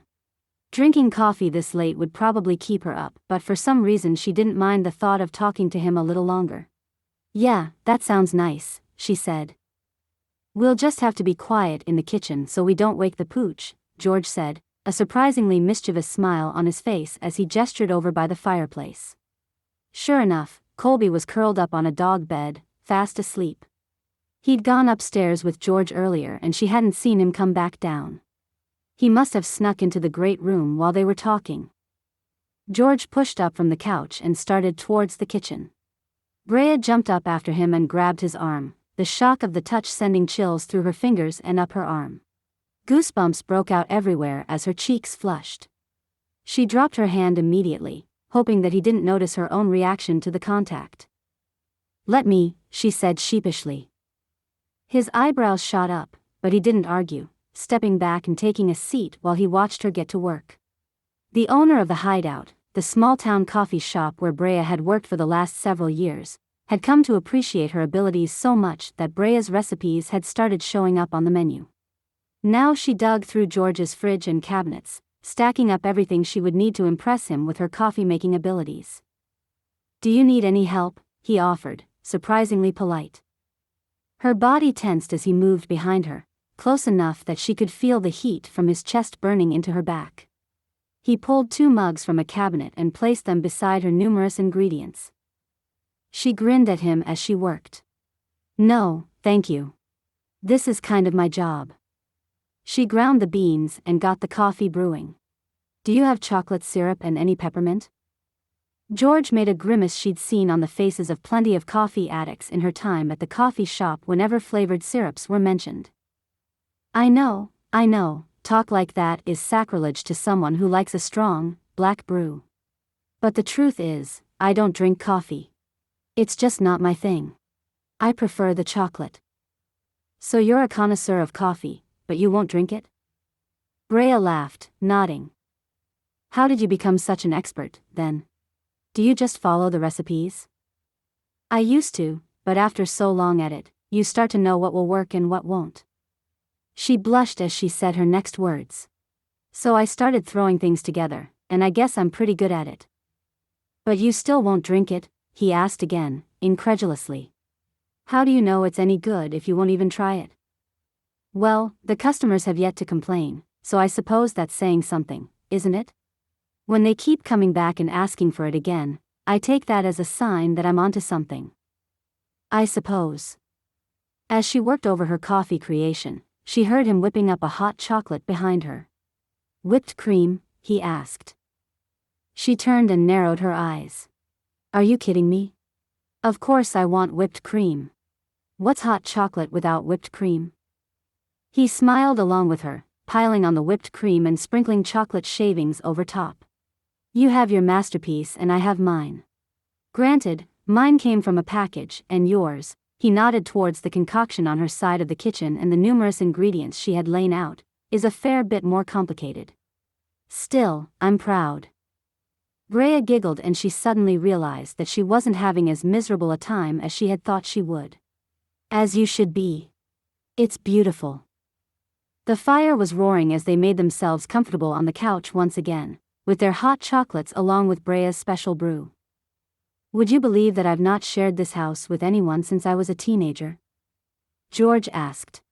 "This place belonged to my grandfather. I made a lot of upgrades and additions over the years, but there hasn't been anyone other than me to see them." "Why not? It's a gorgeous place. Don't you want to share it with someone?" "Maybe someday," he said vaguely. "But up until now, no one has caught my attention." Brea waited, but he said nothing else. She knew there must be more to the story, but for some reason, George was choosing to not share with her. Choosing discretion, she decided that she wouldn't prod him about it either. She didn't want to push him into a corner. "So," she paused, "if this is your private place, what do you do out here? Just sit in the quiet? Doesn't that feel weird when you spend so much of the rest of your life in the tabloids?" Chapter 9. "You realize that my life isn't just tabloids and women, don't you? I'm actually an extremely busy man." George was very dedicated when it came to his business. He had spent years developing the company, and now that it was in full swing, he had little time for much else. His exploits in the limelight encompassed pretty much all of his free time. This place was his refuge when he needed to get away from the blinding glare of the limelight, but the opportunity didn't come very often. Yes, but other than work and partying, what is there? What about hobbies, interests, passions? What about friends or family? I've no family and no time for hobbies. He did have hobbies, but they were the type that nearly killed him every time. He hadn't lied, not entirely. He didn't have time for hobbies, not really, but on the few occasions that he did indulge himself in something just for fun, he took full advantage and went after activities that were going to keep his blood pumping and hold his interest. There just weren't a lot of things in his life that did that for him. But as he sat there beside this woman, this strange woman who would be out of his life in a matter of hours, he realized just how flat his life truly was. Today was the first time he had felt like himself, though he thought that he might be forgetting who he even was, in a very long time. When the whir of the bullet had brushed past him, close enough to disturb the fine hairs on the side of his head, he had finally felt alive. When Jim had thrown him on the ground, practically leaping on top to keep him from harm's way, he had felt exhilarated, nearly euphoric. While John searched the crowds for the assailant, Jim had yanked George from the concrete and tossed him into the back of the limo. George had thought that finally, this was what he had been waiting for. The feeling of substance and meaning, as if he finally had a place in the world, urgency, importance. Even when he was waterfall kayaking, the pounding of his heart drowned out by the angry water that thrashed around him, he had felt rather empty and unengaged, as if it didn't really matter how it went or even if he survived. He knew thrills were supposed to make him feel alive, and he couldn't understand why they never worked. Somehow he knew that if he told Brea of his adventures, she would see into him and know why he did it, and why it never quite seemed to pan out the way he hoped they would. But she only watched him. He knew that she wanted more from him, but he wasn't sure what she wanted or why. Nor was he entirely sure that he had it to offer. He'd always been able to keep things superficial with his girlfriends. They didn't want anything more than that, and he wasn't offering. But with her, he got the sense that superficiality wouldn't do the trick. The thought was a little scary, and more than a little intriguing. He took a sip of his coffee and had to admit that it was the best damned coffee he had ever had. He noticed her discomfort. "What's on your mind?" She looked down into her hot chocolate before speaking. "I should be at home with my family right now, and you should be at home with yours." She swirled the nearly melted whipped cream around in her cup. "It's Christmas Eve, and here we are. Snowed in, drinking coffee and hot chocolate with a complete stranger. Is it your family you're wanting to get home to, or is it Eric?" he asked, feeling an unexpected surge of jealousy as he said the name. She shook her head. "It's been so long since I've seen him." She gave him a look that revealed her inner turmoil. "I just don't know. For me, not much has changed. I'm still in the same place, I'm still the same person, I still have the same goals and dreams, but what about Eric? Has anything changed for him since he decided that I wasn't what he wanted after all?" She sighed. "It's only been a little over a year, so I can't imagine that much has happened to shift his perspective. And seeing me is supposed to do what? Revive feelings he once had? No. I'm sure that he hasn't had a change of heart. If he had, he would have contacted me directly, and that hasn't happened. I didn't even know he'd be there until my sister told me." George took another sip of his coffee before setting the mug onto the table. "But you won't know until you go home, will you? Despite him ending things, you still seem caught up on him. So what makes him so wonderful?" he asked again. Instead of avoiding the question, though, Brea gulped at her chocolate, her liquid courage, it seemed, and began. Chapter 10. She was struggling to answer his question, and she couldn't manage to pinpoint the reason for it. Of course, there were lots of wonderful things about Eric. That was why she had wanted to marry him, wasn't it? So why couldn't she think of anything to say? Maybe it was because their relationship had always been on the quiet side. No grand gestures, no ardent pursuit. He hadn't swept her off her feet. Their love story had been easy, natural, nothing really tumultuous or intense about it at all. They had dated for 2 years but had known one another since they had been toddlers. They had been pushed together from day one. Because of it, Brea had dated no one else since him. It felt wrong, dirty to think of having another man in her life when she'd spent so long thinking it would only ever be Eric. Even if they weren't technically together, even if he'd told her that he didn't really love her, she could think of no one else. But what made him special? She couldn't say. I don't know, she replied quietly, her eyes focusing on the swirls of white and brown as they melded with one another. She didn't want to think about this, about Eric. She'd spent so long focusing on him, on becoming his wife, on finally pleasing her family. It was all tied up together in her head. Picking it apart and focusing on just what she felt for Eric was tricky. How can you not know? Do you love him or do you not?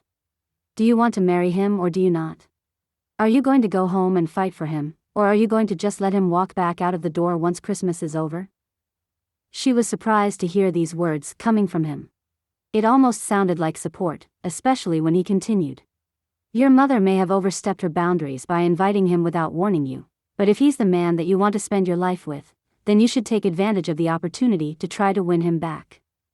He smiled, sipping down the last of his coffee, which was probably cool by now. So what do you want, Ms. Nelson? Do you want to marry the man that didn't want to marry you? Do you want to chase him down and show him what he's missing by not marrying you? Brea only watched him, taking in his words, trying to process them, and then trying to decide whether to follow his advice or not.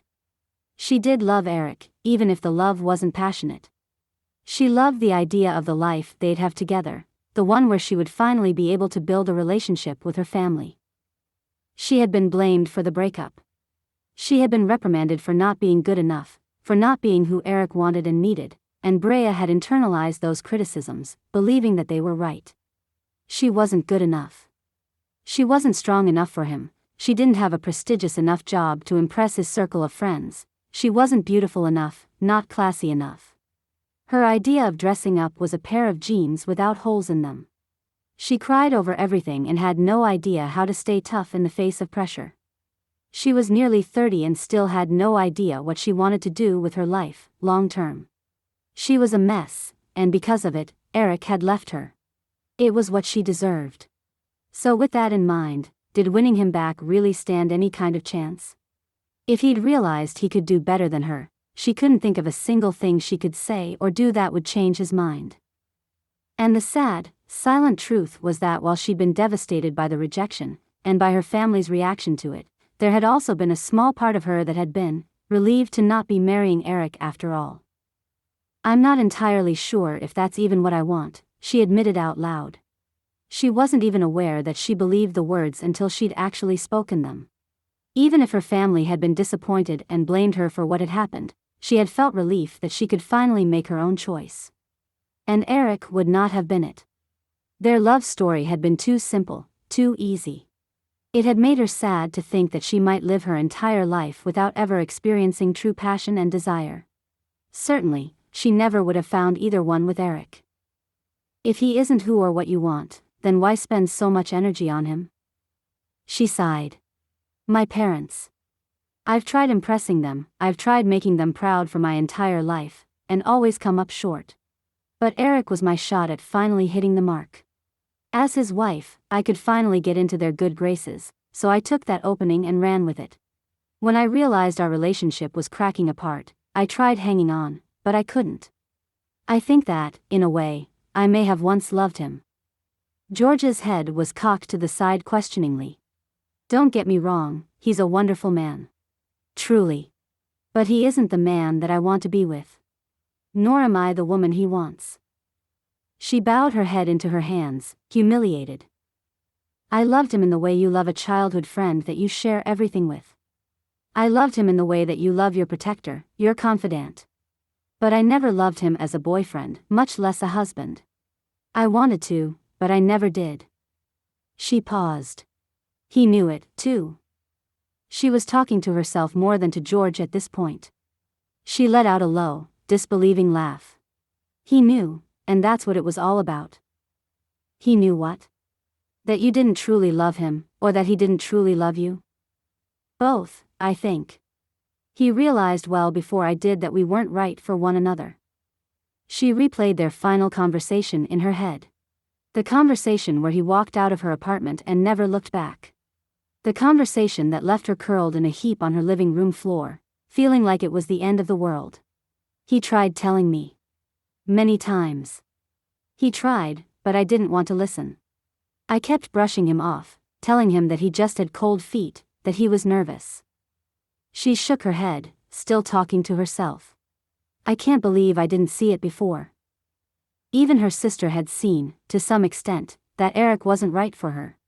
It was odd that, of all people, George was the one to help her to finally open her eyes. You clung to him because he was all you knew. It's difficult to try something new when you've always done the same thing. You get comfortable, you get into a routine, and when that routine is disrupted, when everything you know changes, chaos ensues. It's natural to be afraid of that. But the chaos will only hurt you if you let it. Embrace the change and move forward, and you might find that you're better off than you were before. Don't live in your past, Brea. She started at her name on his lips. She liked it. You're right. I was scared. Scared that everything I had known was wrong, everything I had tried for was a failure. My parents certainly called me a failure often enough. I didn't want to give them any more ammunition. There was silence as they both watched the fire. George rose to add another log and to encourage the flames to continue. Colby let out a little whine and then a huff in his sleep before curling up tighter. George smiled down at the dog, his expression so warm and open that it made butterflies tumble around in Brea's stomach. He looked hot no matter what he was doing, even when he was scowling. But when he smiled, real and natural, it was like nothing else. He returned to the couch, but only after draping a blanket over Brea, who had begun to shiver. Grabbing a blanket for himself, he sat back down, a bit closer to Brea. My parents live in Livingston. But that's only an hour from here, she stated, eyeing him curiously. You said you have no family. It was George's turn to show shame. I haven't spoken to them in 5 years. When the company took off, I turned away from them and let my only concern be myself and my career. She reached out and placed a hand on his arm. What happened? Nothing. My parents are wonderful and kind. He shrugged as he looked away. Unfortunately, they didn't fit into my plan for success.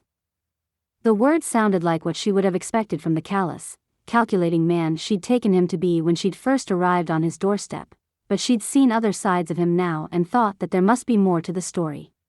Your plan for success was to disassociate yourself from your family? No, he said harshly, but she could see his face soften just as quickly as the word came out. I'm sorry, I shouldn't have snapped at you. No, it wasn't originally my plan. My plan was to be successful. To never struggle financially like my parents did. My plan was to make a name for myself. And I decided a long time ago that that meant I didn't have time to waste on a family. But aren't you lonely? Spending every morning, every night, every holiday with only yourself? How can you stand being so alone? Chapter 11. George turned to the fire and closed his eyes. He heard her voice, her words cutting into him, but he wanted to block them out, keep them from penetrating past his shell. He didn't want to feel. He didn't want to think about his past or his family. The conversation was over.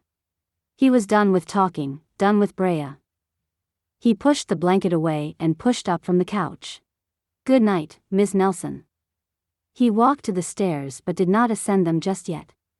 If the fire dies down and you become cold, wake me and I'll build it back up for you. George, she called softly. Mr. Clark? He stopped on the stairs but didn't reply or turn around to face her. I'm sorry if I said something to offend you, she stated softly. I just can't imagine not having a family, especially by choice. But it is your choice, and I've no right to judge your situation or position. She did not ask him to stay, but he suddenly realized that he wanted to. He sighed, foreign emotions taking over. Why in the hell did it hurt? The only things he cared about were the numbers in his bank account, the number of clients he had, and the size of their contracts. That was what he'd chosen to dedicate himself to, and that dedication had paid off. He was living the life he'd always wanted. Everything was perfect. It was. It had to be, otherwise, What had all of it been for? Reluctantly, as he stood at the base of the steps, he recalled a Christmas Eve 20 years before. He recalled baking cookies with his mother in the kitchen, hanging stockings, quite literally, George's father's long socks, and decorating the tree with homemade ornaments. Writing Santa a letter, his father reading him a bedtime story, then urging him off to bed before the sleigh bells could be heard. He recalled the magic of the snow falling outside and waking up Christmas morning, surrounded by white blankets across the wooden floor. He'd run outside to greet the cold, looking for signs that Santa had been there the night before. George would always find hoof prints and crumbs. He recalled the warmth he had felt, both inside and out, when his mother would hug him good morning, place a stack of hot buttermilk pancakes in front of him, and tell him to eat up quickly so they could open presents. He would look to the tree, always a scraggly Charlie Brown type tree but beautifully decorated, the ornaments preserved with care and treasured through the years. It never quite looked like the fancy trees he'd seen in department stores or on TV. There was never brightly colored paper wrapped around big boxes and topped with red, oversized bows. But there were presents, wrapped roughly in old newspaper and bound tightly with twine. It might not have been perfect for some families, but at the time, it was perfect for him. He had love, and that was all he had needed back then for happiness. George returned to the couch and pulled the blanket back over himself, though the fire was in full swing. The only chill he felt was internal, stemming from what he was going to reveal to Brea. And to himself. My parents, he started, my parents were very much in love, and they were loving toward me, as well. I never went without affection or the basic needs. He glanced at Brea, who was listening intently. Neither of them had much in the ways of an education, so the majority of my life saw them working multiple jobs, sometimes each pulling 18-hour days, 6 or 7 days a week. I rarely saw them, as I was usually cared for after school and into the evening by the elderly woman down the street. Mom was usually the first to finish work, so she would be the one to come get me to take me home, carrying me to the car, driving to our house, and then bringing me inside and tucking me into bed. She would kiss me goodnight, sometimes read me a story or sing me a lullaby if she wasn't completely exhausted. Dad would come home in the early morning hours, just as I was getting up for school. He would always cook me breakfast and then split the comics with me so we could read them together. Then he would shuffle me out the door to school, and he would head off to bed to get some rest before he had to go to his next shift. He was tempted to stop here, but Brea looked hungry for more. I barely knew them, he continued. They worked so that I would have all of my needs cared for, but every day was a struggle for them. Every day, I wondered who they really were, why they couldn't be there for me like the parents of my school friends. Brea was watching him with compassion, but he couldn't look back. He was shocked at how much it hurt for him to relive those moments, though they were so far in his past. Now that I'm older and able to understand the world better, I wonder who they would or could have been, had I not been in the picture. Had they not had to provide for me? He was shocked to hear himself say such a thing, but even as the words escaped, he knew that they were true. He blamed himself for their struggle, for his parents never being able to enjoy their lives to the fullest. He was a burden. He had stood in their way of true happiness because they had a duty to their son. Brea said nothing, but her hand found his and held it tightly. She was warm, her hands small and soft, delicate. He clutched her hand tightly, appreciative of the fact that she was there. It hurt for him to relive the past, but he couldn't have imagined the amount of relief that he would feel as well. Chapter 12. His skin was soft and smooth, his fingers wrapped tightly around hers. His head hung low, and she felt a tug at her heart for him. They loved you, though. Right? Yes, they were always very loving. The little time that we had together, they made every effort to make me happy, but there was just so little time because we were always broke. Even with them working around the clock, the pantry was always half empty, the milk always a day away from expiring, the power got shut off every other month. There was love, but that was pretty much all we had. But they loved you, was all she could say. George knit his brows together. Yes, they did. I only mean, well, it's just that, having come from parents who rarely showed affection, if at all, I know that I would much rather have had their love than the material things they provided. She paused, testing George's reaction in hopes that he would understand. We had all the stuff that we needed and wanted and then some, but the love wasn't there. I would have, and still would, do anything to have that love. He gave her hand a squeeze, his touch sending a spark down her spine. She wasn't sure what the little shockwave meant, but she didn't want to let go of his fingers because of it. She wanted to feel it again.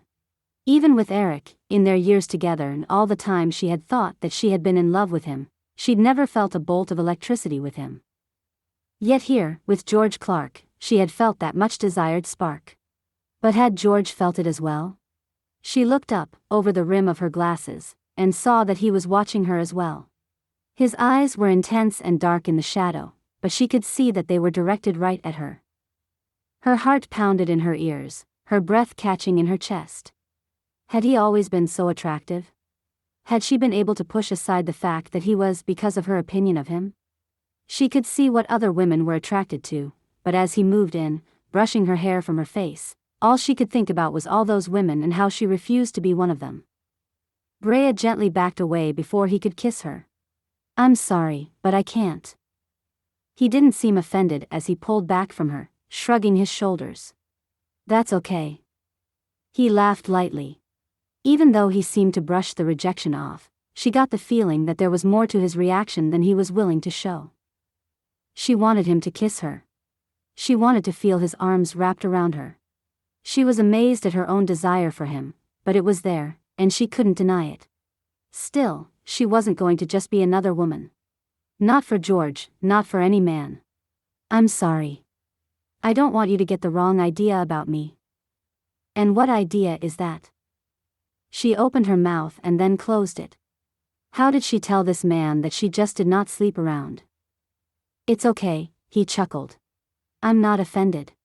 I understand." She smiled in appreciation as he motioned for her to come near, laying back slightly against the arm of the couch. "Come here. It's starting to get chilly again, and I'd rather not go outside just yet to grab more wood." She could hear the wind howling, beating anxiously at the sides of the house.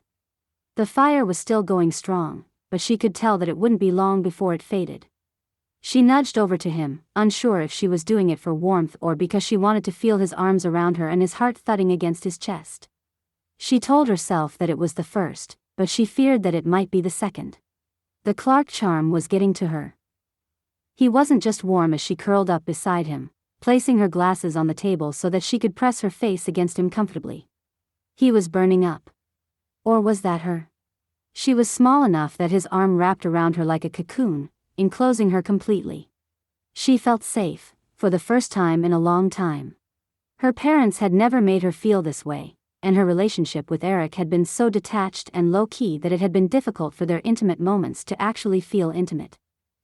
As she thought about feeling safe in his arms, her thoughts went back to the news report she had heard over the radio that evening, the one about the danger faced by this very man who had a protective arm wrapped around her. She had to know. She tread lightly across the subject, knowing that approaching it in the wrong way might cause him to close right back up. So earlier tonight, she started, hoping that it would be enough to entice him into sharing the story, but he only made a humming noise against her hair. Tonight, when someone took a shot at you, she let the open end of the sentence just hang there, allowing him the opportunity to fill in the blank. George sighed, his reluctance obvious. For a moment, Brea thought that once again, she would get nowhere with her question. "I don't know who it was, but I have an idea." She could feel his discomfort about the subject, but he continued nonetheless. "A few months back, one of my business partners and I had a disagreement over the way to handle a couple of our clients. He didn't like the way I was doing things, and when he refused to follow protocol, he essentially lost his position with the company." She felt his body tense under her as he forced himself to admit the details to her. He had been with the company since the beginning. Sort of my right-hand man. He lost a lot of money, and anytime someone loses that much money, I can imagine it might make them go a bit crazy. She gave him a gentle squeeze, her mind racing. She wasn't sure who she felt sorrier for. "Were you hurt?" George chuckled. "Other than some bruises from Jim toppling me to the ground? No. In fact, I was feeling pretty hyped up right after it happened. My adrenaline was pumping, and my ego inflated. Someone shot at me? It made me feel important, you know? Like I really mattered to someone, enough for them to go to such extremes. But in the car, with John still searching the crowds and Jim sitting across from me in the limo, his eyes constantly moving across the masses in search of the attacker. I don't think I really took the entire scene seriously until then. I think that until that moment, speeding away from the scene and being rushed off to my family cabin, I had never really considered the possibility that I could be killed or that someone would hate me that much. But at that moment, realization finally struck, and yes, I felt fear. He sounded almost ashamed at the admission. She could only shake her head at how strangely he seemed to see the world, that he would feel ashamed for being human. She closed her eyes as he kissed her forehead, but he made no other move. She couldn't help but to feel disappointed, although she had been the one to turn down his advances only moments before. Her hair fell freely across his chest as she draped her arm across him, his hands wrapped around her back, softly caressing it. The light faded slowly, the corners of the room beginning to blend with one another. Was the fire dying, or was her mind allowing her to wander? She imagined that those lips had been elsewhere, and she could feel herself blush from those thoughts. She just wasn't that type of woman. But what if she was? What if she was the type of woman who took chances? Who chased her dreams and not others' ideals? What if she was the type of woman who jumped right now, reaching up to kiss the playboy, pulling him to her in a want too strong for her to ignore? What if she let herself grab for passion, refusing to settle for anything less? What if she was the type of woman who went home tomorrow morning and told her parents that enough was enough, that she was going to finally live her life for her and stop living it for them? His breathing had slowed against her, and she felt a clenching in her stomach. She took one deep breath after another, feeling the quickening thud, thud, thud as her pulse sped. She glanced up at his closed eyes, and at the close range, was able to finally study his features without his piercing stare intimidating her into looking away. His firm jaw, his thick nose that wasn't quite perfectly aligned, as if it had been broken in his past, probably in one of those childhood moments that he was so reluctant to share with her. Tentatively, she reached a hand up to his chin and ran her fingers across the slight show of stubble, feeling it scratch and tickle at her fingertips. He stirred as she traced his jawline up to his cheek and then back again. She turned into him so that her chest was pressed lightly against his. He moved beside her but did not let her go. Raising up, face to face with him, she could feel his breath on her lips, taste the remnants of his coffee, sweet and rich. She breathed him in and leaned forward so she could place her lips to his. In the last moment, however, she jerked her head to the side and pressed her lips to his cheek instead, cursing herself for her cowardice. She pulled away slowly, hoping to not rouse him from his sleep. He still woke, though, his hand winding tighter around her lower back to pull her to him, raising her up so that her lips were only inches from his. His eyes fluttered open sleepily and met with hers. He said nothing, only studying her. He did not touch or glance at any part of her other than her eyes, but still, she felt naked in his arms. She waited for him to make the next move, and when he didn't, she felt herself grow frustrated. Leave it to George Clark to hold back, to restrain himself in a moment like this. She pictured George as the type of man that would take advantage of any and every situation. She had expected that he would be the type that wouldn't hesitate when he had a willing woman in his arms, but here he was, hesitating. Brea sank back from him. There must have been something wrong with her, something that meant that no man, not Eric or George or anyone else, wanted to sweep her into one of those Hollywood kisses she'd always secretly craved. What the hell, though? She was never going to see him again, was never going to speak to him again, was never going to have to worry over the humiliation of him turning her away, so why not make the move and do some sweeping herself? Why wait for him to do it when she had just as much control over the situation as he did? Breathing in sharply, she leaned in. Chapter 13. He wasn't sure if she going to do it at all. Wasn't sure if she even wanted to. But he knew damn well what he wanted. The slight, soft pressure of her body against his, the feel of her hands still linked with his, the fresh lilac scent of her hair were all combining to drive him out of his mind. He hadn't felt this kind of hunger for a woman in longer than he could remember. It threw him off his game, leaving him uncertain of how to act. He was tempted to run his fingers through her hair and to feel the texture of it. But she had already turned away from the intimate moment, and he wasn't going to push it now and risk scaring her out of his arms. When he woke to her hand on his chest and her lips warm against his cheek, he was surprised to find that he felt a shock of pleasure shoot through him just from that. Something so simple, but he mentally sighed when she pulled away, wishing that she would linger just a moment longer. There was something about her that made him just want to feel her in every way. His eyes had opened to find her watching him, and he could see that she'd had no intention of being caught. This revelation alone was enough to make him smile. He pulled her up so that she was nearly nose to nose with him, feeling her breasts pressed against his naked chest. He held her gaze, wanting his mouth to take hers. Wanting to slide a finger into the strap of her top and slide it over her shoulder so that she could free herself from the restricting fabric. He wanted to, but he held himself back. He wanted this to be on her terms. If she wanted it, he wanted it to be her choice. She watched him, her eyes bright even in the dying light. She tried pulling back, but at the last moment, she caved into what he hoped was the same desire that he was feeling and allowed her lips to wrap around his. She was exhilarating. Her skin felt like it was on fire as he caressed her shoulders and her back. Her lips burned into him as they tasted one another. He could feel her shudder under his caress, urging him to continue his exploration of her body. He was nervous about making her uncomfortable. When she grasped one of his roaming hands and pushed it down to her hip, and then her thigh, and between her legs, the heat he found there burning at him, he knew that she wanted it just as much as he. He was itching to explore her entire body, but he wanted to take his time with her. He wanted to make her feel appreciated and desired, admired for who she was, for her natural beauty.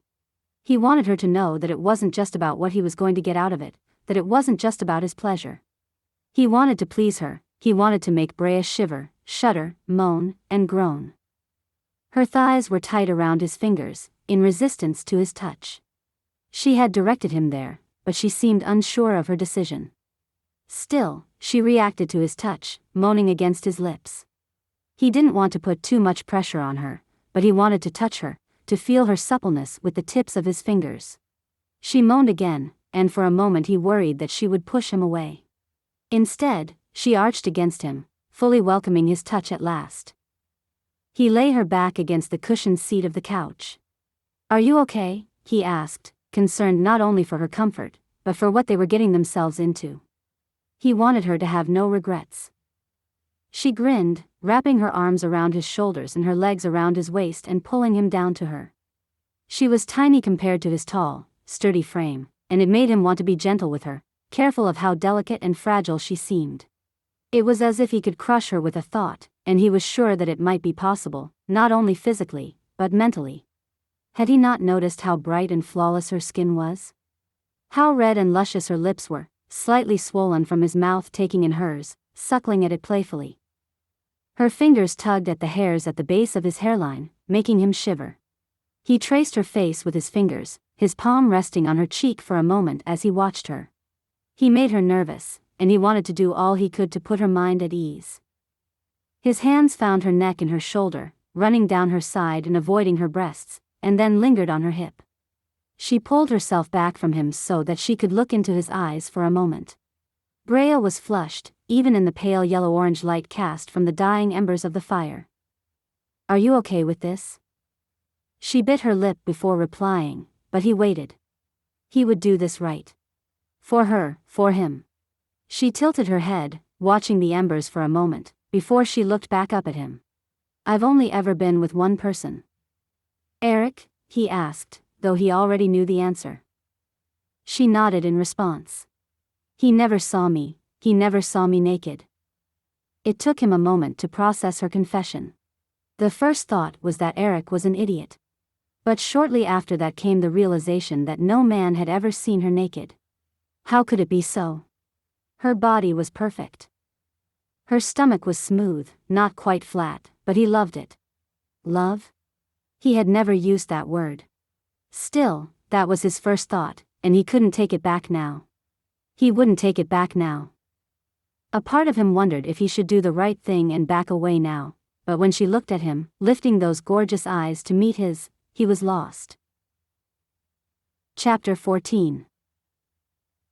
When they finished, he lay next to her, pulling the blanket up over her chest so that the chill of the room wouldn't get to her. She curled into his chest, skin against skin, and it all felt so right. He stroked her back, enjoying the soft feel of her skin, and she sighed, slipping easily into sleep. Time ticked by, but George still lay wide awake, staring into the fireplace. The light of the moon was beginning to blend with the rays of the sun as it rose over the horizon and broke through the thinning, leafless trees. Brea's chest rose and fell just as smoothly as the sun and moon, her eyes shut tight against the breaking morning. The night weighed heavily on his thoughts as he replayed their words with one another, and then the intimacy that they had shared. When morning fully dawned, it would be time for her to leave. When she finally departed from his family home, he knew that he would feel a bit of him leave with her. He'd not slept, but he no longer felt exhaustion pulling at him. He felt more awake, more alive than he had in quite some time, and Brea had everything to do with that. For the first time in many years, he felt joy at being up on Christmas morning. As he gently moved from her side, ensuring that the heavy quilt still covered her completely, George did what he could to make it a special morning for Brea. The cold was bitter against his cheeks, even huddled in his heavy fleece coat with a scarf wrapped snugly around his neck and ears. Thankfully the logs were only a few feet from the front door. Grabbing a small stack, he made a mad dash to get back to the warmth of the cabin. He was about to cross the threshold, out of the freezing wind, when from the corner of his eye, he could see and hear the rustling of the underbrush off to his left. George wanted to investigate, to show no fear, but he couldn't deny the lump in his throat as he stood stiffly, waiting for the assassin to reveal himself. He couldn't be sure how long he stood there, but for the first time since the shooting, he felt concern for not only his own safety, but for someone else's. If someone were lurking in the trees with the intent of hurting him, it wouldn't take much for them to realize that Brea would be a witness to anything they did to George. And if someone really did kill him, they might feel the need to eliminate her, too. Another rustle, the thick branches shaking white powder from their limbs. George forced his feet to move, his fingers already losing their feeling, his face pained with the cold. If someone was stalking him, it would do no good to just stand there like a target. It was still cool inside, but compared to the biting wind of the winter storm, it felt like a sauna. He quickly built a fresh fire, allowing the familiar motions to distract him from who or what might be just outside his door. He admired Brea as she slept, letting his mind wander to the image of beauty that he knew was beneath his blanket. She stirred but did not wake, her movements snapping him to and setting him about his task. George had neglected the attic for years, having only been up in the rafters a handful of times recently to search for tools left behind by his grandfather. When he had taken over the property and began the long process of fixing up the old cabin, he'd taken inventory of what was there, and with that information in his mind, a plan began to take shape. The boxes he searched for were stacked against the wall, dusty from years of storage. He had no idea why his mother had left the family Christmas decorations here, but in this moment, he was glad she had. He toted them down to the first floor, careful to make as little noise as possible, and began slinging off the lids of each crate. It took nearly 2 hours for him to set up the tree and to hang decorations on the limbs. He was unseasoned in spreading the limbs and balancing out the ornaments. When he stepped back to look at his finished work, the lights glimmering in the otherwise dimly lit room, he saw that it was lopsided. He sighed in disappointment with himself and was just about to tear everything down and try again when a raspy, tired voice sounded behind him. "It's beautiful." Brea sat on the couch, the quilt pulled over her breasts but her shoulders still bare. He smiled nervously. How long had she been watching him? "Good morning." He went to her side and kissed her cheek. "I thought that, since you didn't get to wake to your family's Christmas tree, that the least I could do was to give you one to wake to hear." He glanced over his shoulder at his Charlie Brown fake 6-footer. "I'm afraid I haven't put one up in quite some time, so it's a bit sad to look at." She took his hand and pulled him onto the couch. "No, it's perfect." She lay her head on his shoulder as they both watched the lights twinkle. He wished he had a wrapped present to put beneath it. Something that he could watch her rip open and then smile at with pure joy once she saw how thoughtful he had been. He realized that, even if he had had the time to do so, he would have had no idea what to even get for her. There was so much about her to know, and he had barely scratched the surface of that knowledge. "I think I'm going to go see my family today," he announced. He had thought about it briefly as they had talked the night before. But he had only just made up his mind as he sat there with her, looking at his family Christmas tree. She pushed away from him and studied his face. "Really?" she asked excitedly, then sighed. "George, that's wonderful. I know that they'll be thrilled to have you." She hugged him tightly, and he held on to her for several long moments. Yes, it was going to be wonderful to go home, but that also meant that he was going to have to let Brea go. He was going to have to watch her walk out the door and out of his life. Possibly into the arms of another man. The thought pained him, his stomach wrenching at the thoughts. Brea, in another man's arms. He didn't want that, but he couldn't be selfish with her. "Breakfast? I happen to make amazing blueberry pancakes." The morning was already passing too quickly. He'd hoped that she would sleep forever so that he could keep her there, but now that she was awake, the minutes seemed to be ticking by at an alarming rate. She would want to leave soon, and it killed him. She nodded at his pancake suggestion, pushing aside the blanket warily so that she could dress. He was glad that he had built the fire for her, because he could already see the goosebumps cover her skin. Respectfully, he turned and walked towards the kitchen. He wanted to watch her, wanted to see her smooth skin slipping into her jeans, wanted to watch as her nipples were hidden behind her lace bra. But he knew that she was nervous with his eyes on her, so he walked away. Colby had woken up, so he brought the dog into the kitchen with him, focusing on his pet. At least his dog would still be with him, even when Brea was gone from his life. Chapter 15. She was saddened to find that the couch was empty beside her when she finally roused from her sleep. The sadness was quickly overcome by joy as the tinsel and lights glittered at her. George's back was to her, but from the way he was hunched over, hanging the last of the gold and silver teardrop ornaments, she knew that he had been working since long before she had woken up. She was impressed with what he had done and more than a little amazed that she had slept through his sneaking around. She could see that the tree meant much to him. Whether because of her or because of the memory of Christmases past, she wasn't sure. She pulled the quilt up to her chin and admired the way he spread the limbs with care, and then stepped back to judge his work. She could see him shaking his head, sulking back to the tree, unhappy with the end product. She didn't want him to change a thing. "It's beautiful," she blurted, visibly startling him. It wasn't a lie. He seemed doubtful as he came to her, wished her good morning and tried explaining that he had thought it would be something that she would enjoy waking to. He had no idea how right he had been. But whereas he saw a failure, a run of the litter sort of creation, she saw care and love. Yes, she saw love in that tree. Not love for her, per se, but love for the tree itself and for what it meant for him as well as for her. He couldn't possibly know, but Brea was pretty sure that this was the best gift she would receive this year. She hated that, in a couple of hours, she would be home with her family and that George would only be a memory. She dreaded going through the rest of her life without ever seeing him again. She'd discovered something in him that she'd never expected, and she was sure that there were endless depths to him, if he would only allow her to explore them. After today, though, she wouldn't have that chance. But he wasn't pushing her out the door just yet, so she would take every moment that she could until she absolutely had no choice but to walk away. He let her dress in private, though she was warming to the idea of him seeing her in all her glory. Still, with the sun beating down and lighting the room, she knew that every inch of her body, every curve and every imperfection would be seen and free for inspection. She finished dressing and walked into the kitchen, where George was assembling piles of ingredients on the counter. Colby was over in a corner, chowing down on his breakfast with great enthusiasm. "Merry Christmas," he said, pausing to smile at her. "Same to you. And wow, you weren't kidding about breakfast," she laughed. "You do realize that it's just the two of us. Well, 3 of us if Colby can con you into sharing." Something flashed across his face and disappeared just as quickly. "I'm hungry." I worked up an appetite last night. She felt heat rush to her cheeks as she had visions of them trysting under the blankets. Yeah, same.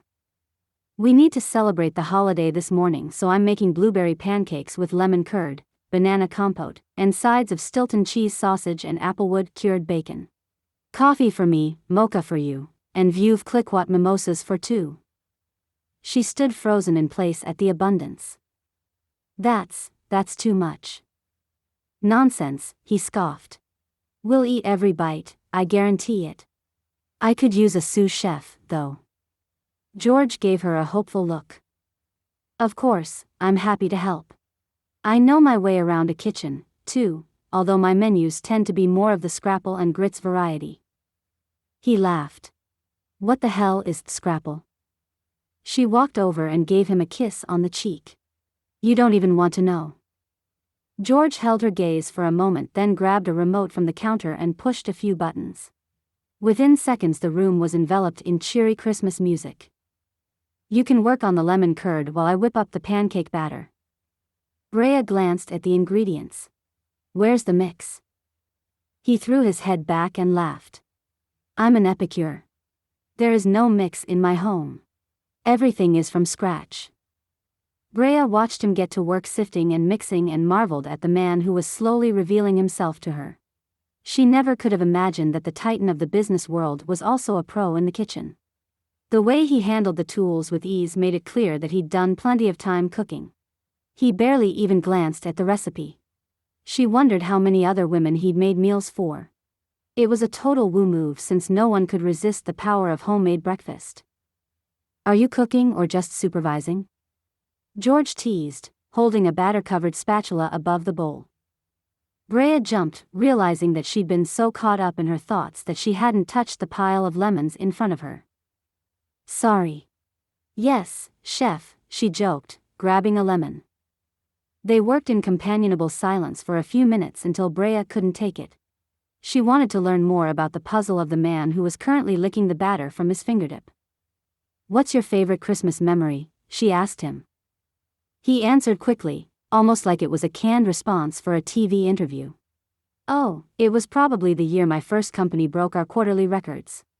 We had a big blowout holiday party, everyone had an amazing time. Brea put the lemon down and stared at him. Oh, come on. That's your favorite memory? What? He said, sounding genuinely surprised at the pushback. Well, it's not very emotional. Tell me something real. George went quiet and seemed intensely focused on the batter. I don't usually talk about this, he said in a quiet voice. Because I don't want people to think that I do it for publicity. I mean, the majority of my life, yes, I want people to see a certain side of me, but this? Well, it's just for us. Brea bristled at the mention of an us. Who could he be talking about? Every year I pick a different foster child organization and clear the kids' holiday wish lists. No one knows that I'm the one doing it, my assistant signs all of the paperwork with Santa. Brea felt her eyes well unexpectedly. Are you serious? He nodded. It's literally the best thing ever. Those kids want so little, it breaks my heart. They list things like clean socks and sneakers without holes on their Christmas lists. It's almost like they're afraid to ask for true gifts.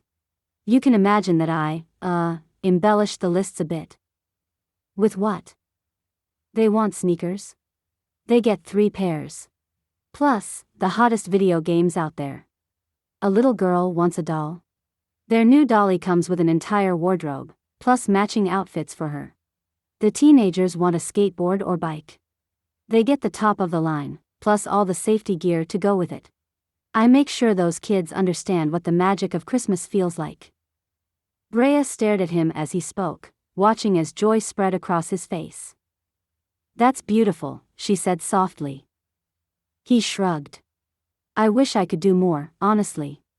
Anyway, enough about me. What's your favorite Christmas memory? She tried to come up with something that came close to the magic of what he'd just told her but couldn't. She opted to avoid the question. Ooh, speaking of holiday memories, I should probably call my family and let them know I'm okay. Give me 2 seconds.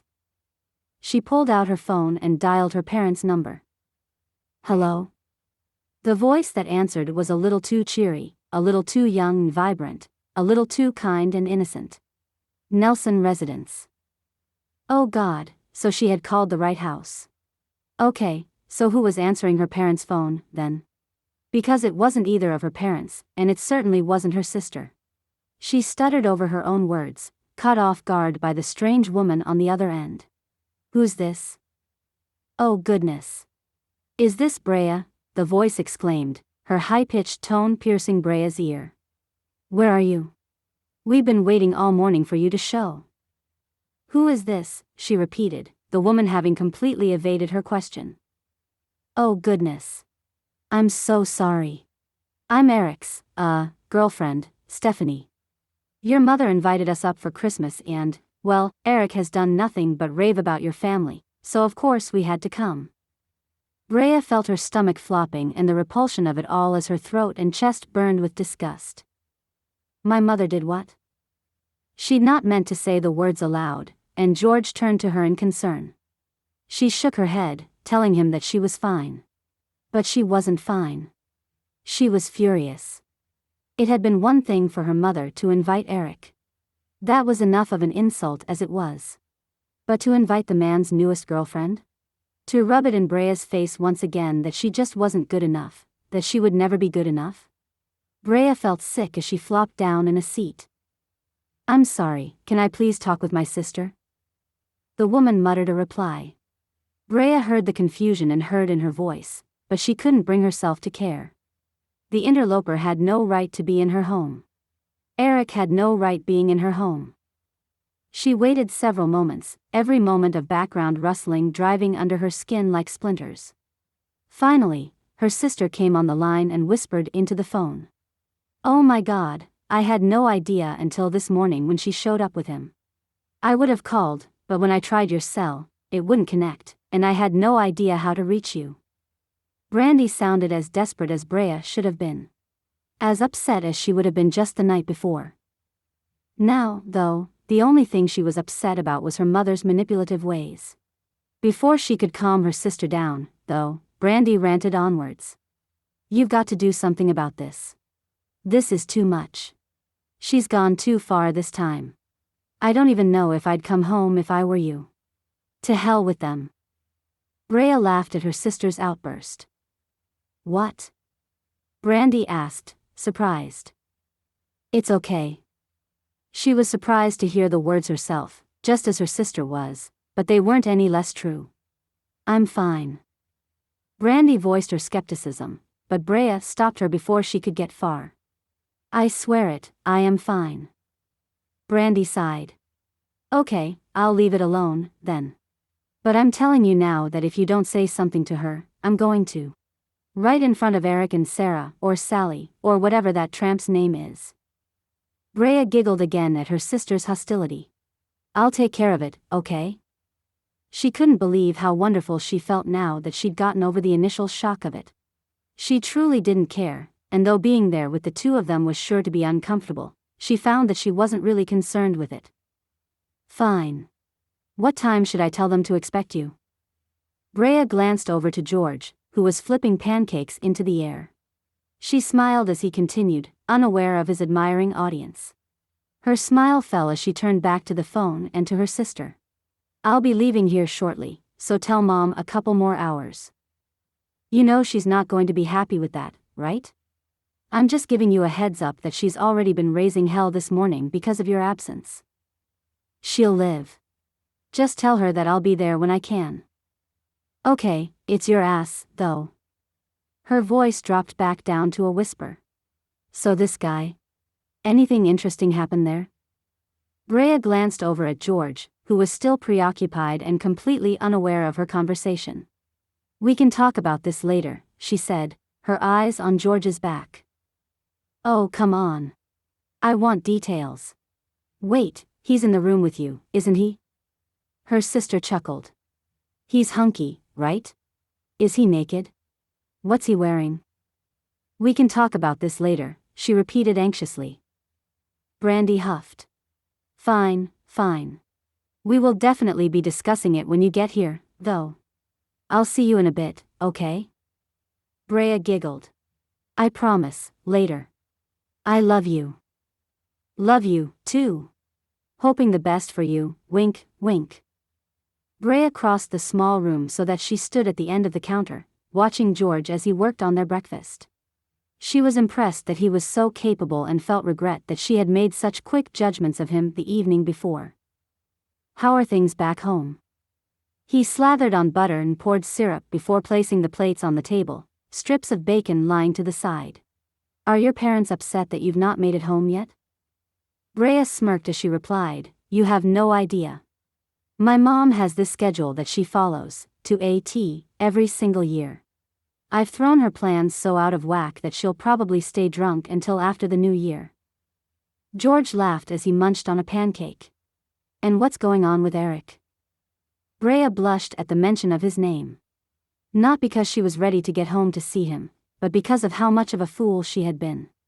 Now she realized that what she had felt for Eric was only a fraction of what she could feel for someone who truly mattered to her, and she thought that George could possibly be that someone, if he would ever allow it. She frowned, knowing that he had never given any indication that he was the type to settle down.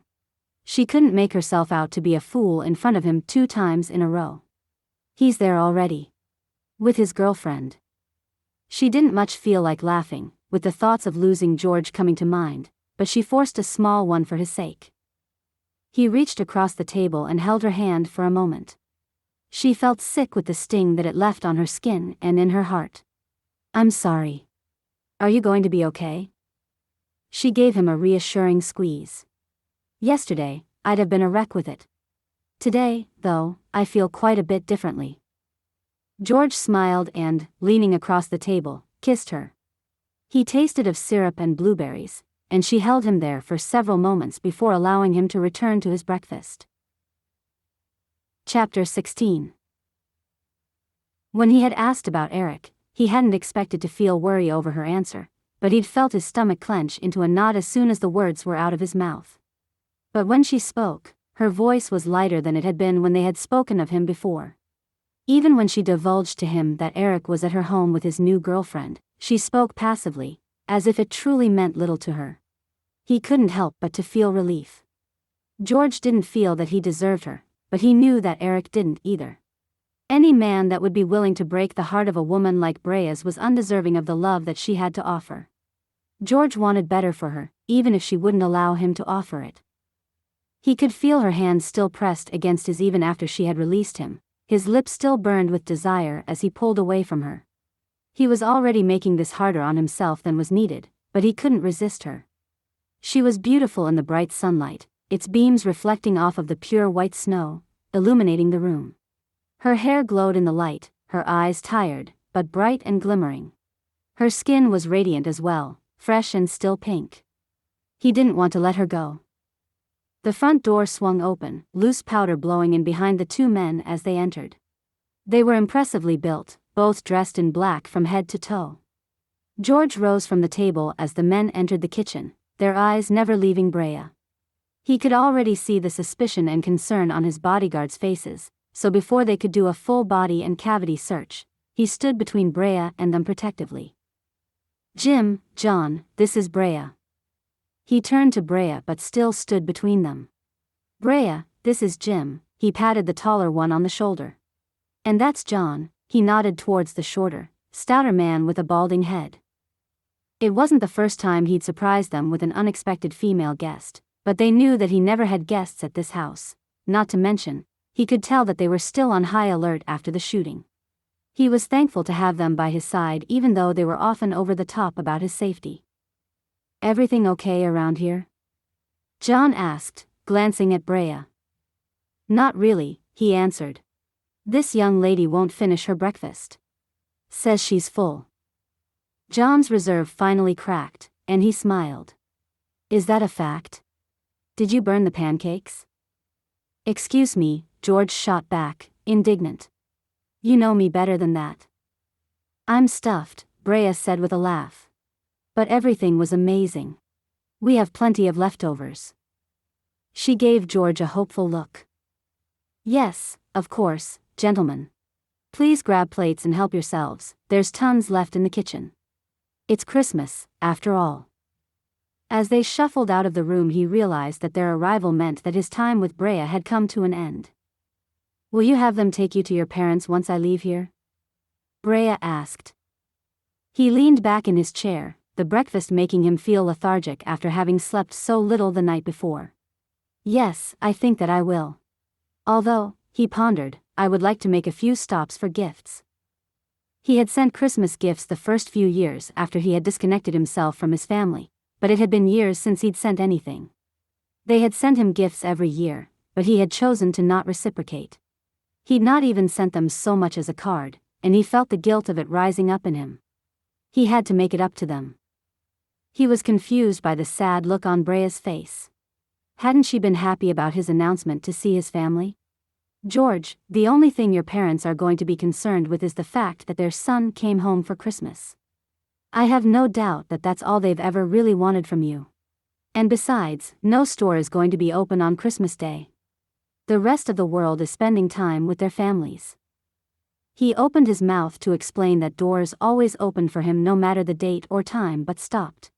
That wasn't what this day was about. Not anymore. He knew that she must be right, because time with the people who mattered most to him was all he wanted for Christmas as well. His family and, if he was being honest with himself, Brea, too. Speaking of Christmas and family, I suppose you should be getting ready to get home, shouldn't you? He didn't want to see her go, but he wouldn't keep her any longer than she wanted. He knew that she wanted to spend the day with her family, and he intended on doing all he could to help her get home to them. Chapter 17. Her head pounded and her heart ached, but he was making it clear that it was time for her to go. She had come close to overstaying her welcome.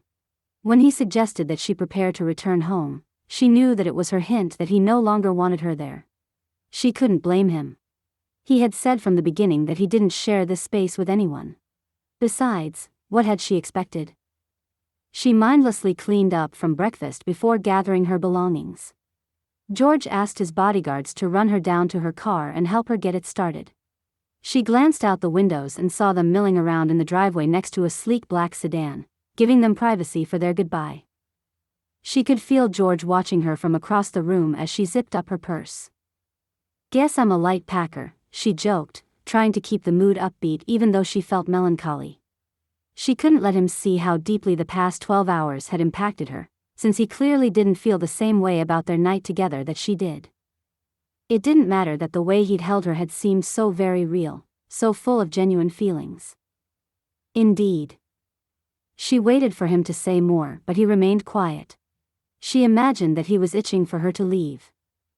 Well, thanks for everything, she said, gesturing around the great room.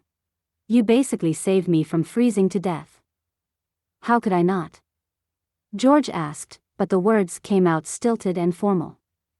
Good luck with your family, she said, fixing her gaze on him. It didn't matter that it felt like he was dismissing her, she still wanted what was best for him. She hoped he'd listen to her advice and reconnect with his family. It's going to be great. Something in him seemed to shift as his steely facade cracked. It was as if he had finally been reminded that they'd shared something special, something deep. The storm had forced them together, but holiday magic might have thawed both of their hearts. Brea, thank you. Her eyes went wide. Why are you thanking me? George crossed the room. You pushed me to face some things that I hadn't been willing to think about for too long. I appreciate that. They stared at one another, and Brea had to hold herself back from jumping into his arms. But he didn't want that. He wanted his old life back, the one that didn't have room for her. Their night together would be a beautiful memory and nothing more. You know what? You're an incredible man, George Clark. I thought I knew you, but I had no idea. He smiled, but it didn't reach his eyes. Don't tell the rest of the world, okay? The air in the room was charged with things unsaid. Brea shoved her hands in her pockets to keep from reaching out to him. There was no need to prolong the agony of goodbye any longer. Brea pulled her purse onto her shoulder. Okay. Goodbye. George took a deep breath. Goodbye, Ms. Nelson. It was a pleasure meeting you. She turned and walked to the door quickly, before she could do something she'd regret. There was no way she was going to try any sort of physical contact only to have him rebuff her. The magical spell was broken. The storm was over, the sun was shining, and it was a new day. She had to prepare herself for the battle to come at home. The cold was bitter on her cheeks, and almost immediately she lost the feeling in her fingers and toes. Her sneakers had dried from the night before, but it took only a half-dozen steps for them to become soaked all over again. She stepped over to the car and allowed Jim to help her inside before they drove her the short distance to the ditch where she'd had her accident. It took them only moments to pry her car from the ditch, and soon, she was back on the road. In an effort to distract her thoughts, she switched on the radio, back to the same station where she had heard news of George to begin with, but she quickly lost interest in what the morning DJs had to say. Nothing was going to distract her thoughts from George, nothing except time away from him.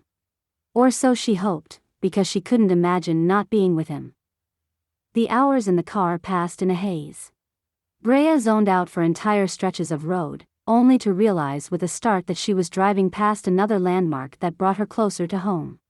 She almost wished she could keep driving forever, replaying all the things she and George had experienced together. The further she got away from his home, the less real it felt. She didn't even have a photograph of the two of them together as a reminder of their magical night. When she reached her parents' house, she walked in quietly, well aware that everyone was in the formal living room gathered near the tree, snacking on appetizers and drinking way too much. She wasn't ready to fake it for them yet. Brea went straight up to her room and closed the door. She collapsed on her bed and glanced around at the relics of her childhood. It was a miracle that her mom had left most of it intact.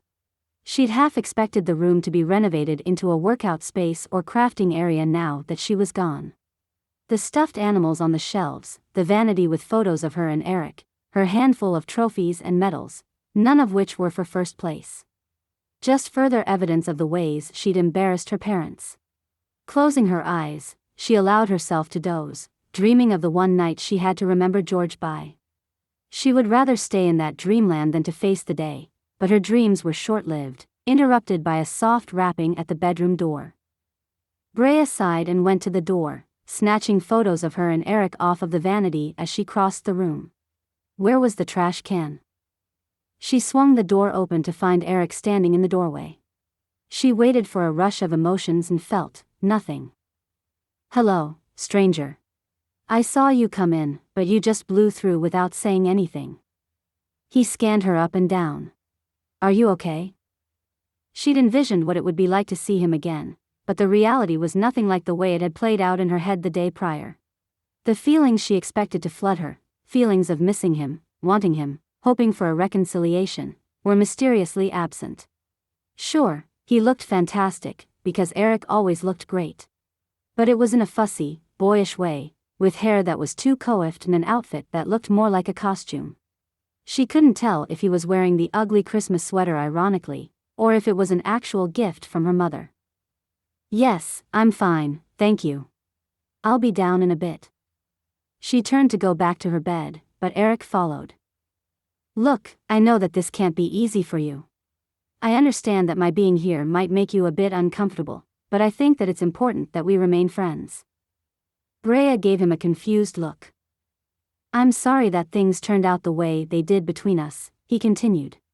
"But I am almost as much a part of this family as you are, so we need to find a way to make things work so that you can keep your emotions in line. I'm moving on, and one day, I hope you'll be able to do the same. It's okay to still have feelings for me, but I want you to know that I'm happy now. With Stephanie." Brea frowned. "What are you talking about? What makes you think?" she started. Eric slowly pointed out the stack of photos she gripped in her hand. She felt disgusted that Eric would believe that she still had feelings for him, but before she was able to set him straight, he took her hand in his. His grip was as tight as a vice, and she clenched her fingers into a fist so he wouldn't think that she welcomed his touch.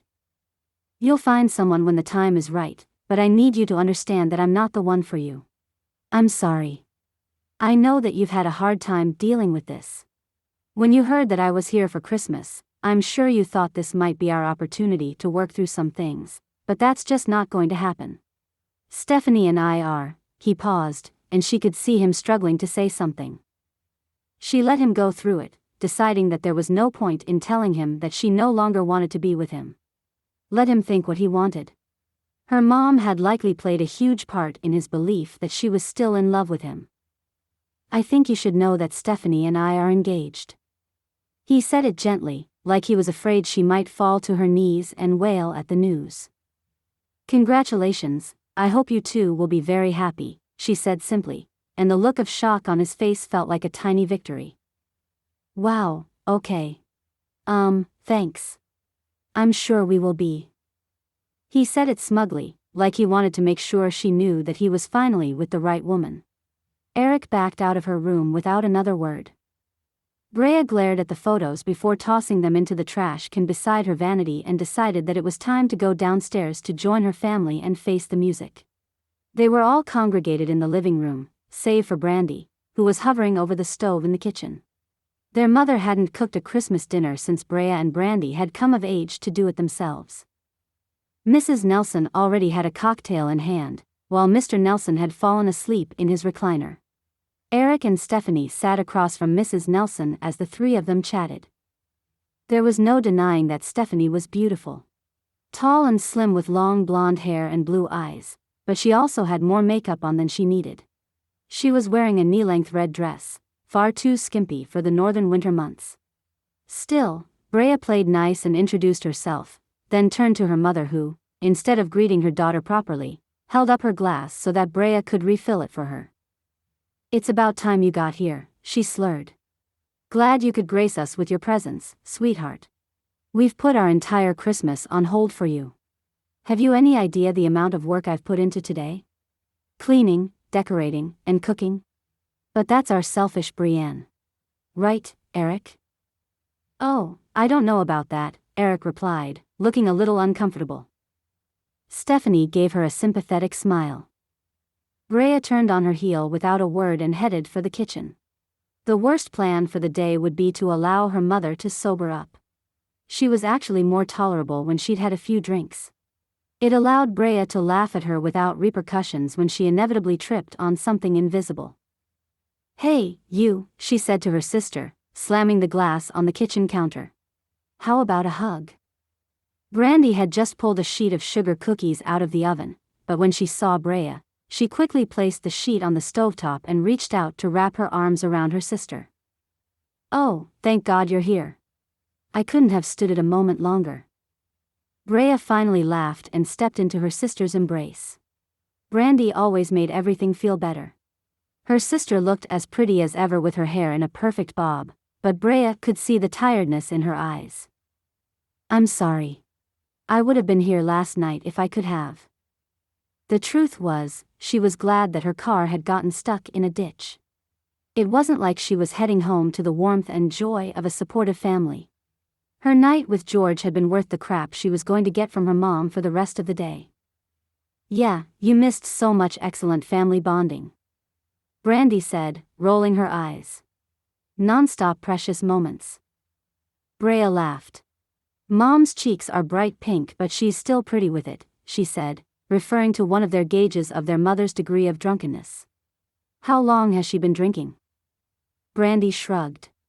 I've been in here cooking all day, so I have no idea. Brea made a disgusted noise.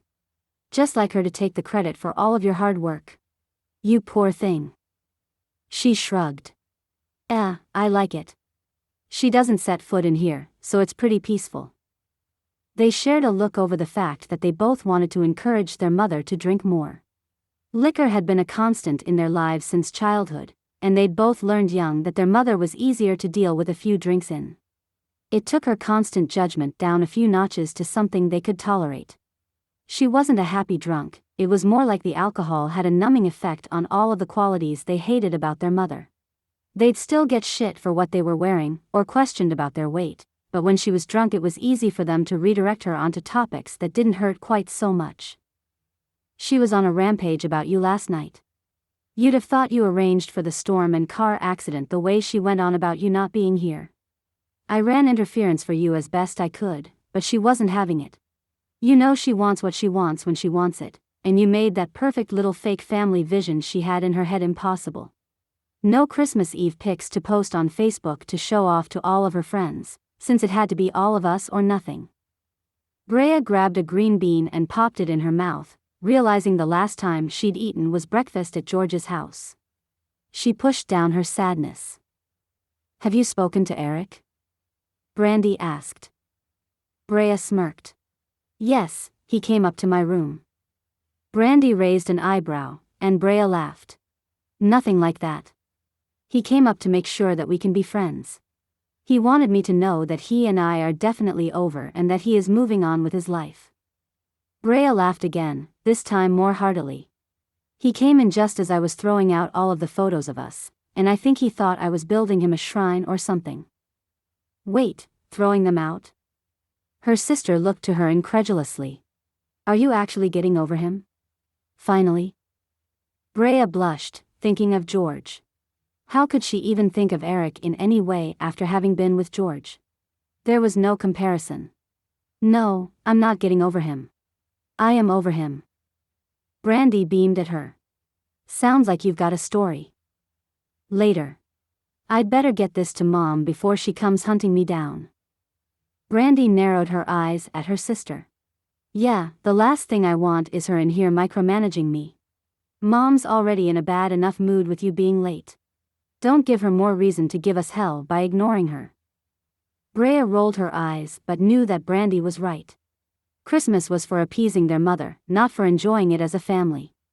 "Just give her 10 minutes and then get your ass in here. This kitchen is chaos, and I'm going to need help in digging things out." Her mother was still holding court with Eric and Stephanie, listening with rapt attention. Brea placed the glass down and plopped into the farthest chair across the room. She felt awkward, out of place, and unwelcome in her own home as the three continued to talk as if she weren't there. She slumped in the chair, her dad's soft snores lulling her to sleep as well. Her mother's voice droned, and Stephanie cackled in reply. Was her mother that funny? No, she thought not, but Eric and Stephanie were eating up every word. "Brea," her mother snapped. "Did you hear what I just said? Or are we keeping you awake?" She didn't realize that she'd been summoned. "What?" Her mother sighed. "I asked why you didn't dress nicer. You look like a cleaning lady. Look at how pretty Stephanie looks. That's how you celebrate the holidays." "I was late. I figured me joining you was more important than getting myself all fixed up, but I guess I was wrong." "Yes, you are wrong," her mother shot back, loudly enough to wake up her father. "We need to take pictures, so you're going to have to change soon. Maybe Stephanie can help you with your hair and makeup? You never wear enough, you always look like a ghost. Stephanie, can you fix her up for photos?" It was the final straw. "That's it," Brea shouted, and the room went silent. "I don't need any fixing up, okay? This is a family dinner, not a visit to Buckingham Palace. And speaking of family, what are they even doing here, Mom?" She pointed towards Eric and Stephanie, who both looked as shocked by her outburst as she felt. "Eric and I are no longer together, and we never will be again. He is not a part of this family and never was, so why is he in my house, spending Christmas with my family?" Her mother feigned surprise, exaggerating her shock and concern for Brea. "I thought you would be happy to see Eric and meet his bride-to-be. I don't understand why you're so upset. He's been a part of our family forever. That's not changing just because he found someone else." "Well, it should, because it's weird," she shot back at her. "Eric, Stephanie, don't you have your own families that you should be with today?" They both shrank into the couch, looking uncomfortable at being singled out. Well, I thought it would be nice," Eric started. "To what, show off the ring you gave Stephanie? Try to make me feel bad about myself?" He flinched. "And what about you, Stephanie? Do you even want to be here? I mean, how weird is it to hang out at your former fiancé's family's house? Just saying those words feels insane." Everyone turned to look at Stephanie, even her out-of-it father. "Well, it wasn't exactly my idea," Stephanie said in a soft voice, her eyes downcast. Brea could almost feel her mother's glare from across the room. She could tell by the way the woman was sitting ramrod straight in the chair, clutching her tumbler, that she was preparing for battle. It's not Eric's fault that he isn't a part of the family, and you're not going to come in here pointing fingers like it is, she finally exploded. If you had only done what was expected of you, had you only been the woman that your father and I raised you to be, that Eric needed you to be, this wouldn't have happened. She turned to Stephanie, suddenly pleasant. No offense to you, darling, because you are a doll. I only mean that had my daughter been half the woman you are, things might have gone much differently for her. Stephanie looked down at her hands folded in her lap. Brea stood there incredulously as her mother continued berating her. We've not asked a lot out of you, but the one thing we did expect, you failed at, and look at what you've lost as a result. Her mother shook her head. Such a disappointment. You'll never be anything other than. Her mother fluttered her hands in the air as she searched for the term, as if the mere thought of the word was a nuisance, just a barista. You'll forever be alone if you don't get your priorities in order and stop being so stubborn. What man is going to want you when you're so headstrong? Maybe you'll learn a little something from Stephanie. Like figuring out how to be a real woman. The last words echoed through the room like a slap. Brea saw that Brandy had come out of the kitchen and was hovering in the shadows of the dining room, ready to leap to her defense if she needed her. But she didn't need her sister. For the first time, she felt strong enough to face her mother's bullshit on her own. Maybe I don't want to be your idea of a real woman, Mom. And maybe I don't want a man that would expect that of me. I like myself just the way I am, and I know there's someone out there that will love me for me. Her mom's expression went from angry to shocked. She glanced around the room to see how Brea's response was landing, and it looked like her mom was trying to come up with her next plan of attack. Baby Brea had always braced herself for her mother's tirades. When she was younger, she'd just bow her head and let the insults rain down on her while she tried to think of anything else. Grown Brea was done with it. She wasn't going to let her mother ruin another holiday. You're an embarrassment, do you know that? Her mother sneered, clearly not ready to back down despite the lack of support in the room. Even your father has said as much. Both Eric and Stephanie shifted on the couch, clearly regretting their choice to be a part of the Nelson family's holiday. Now, hold on there, her father said, finally jumping into the fray. I said no such thing. Brea knew it was true.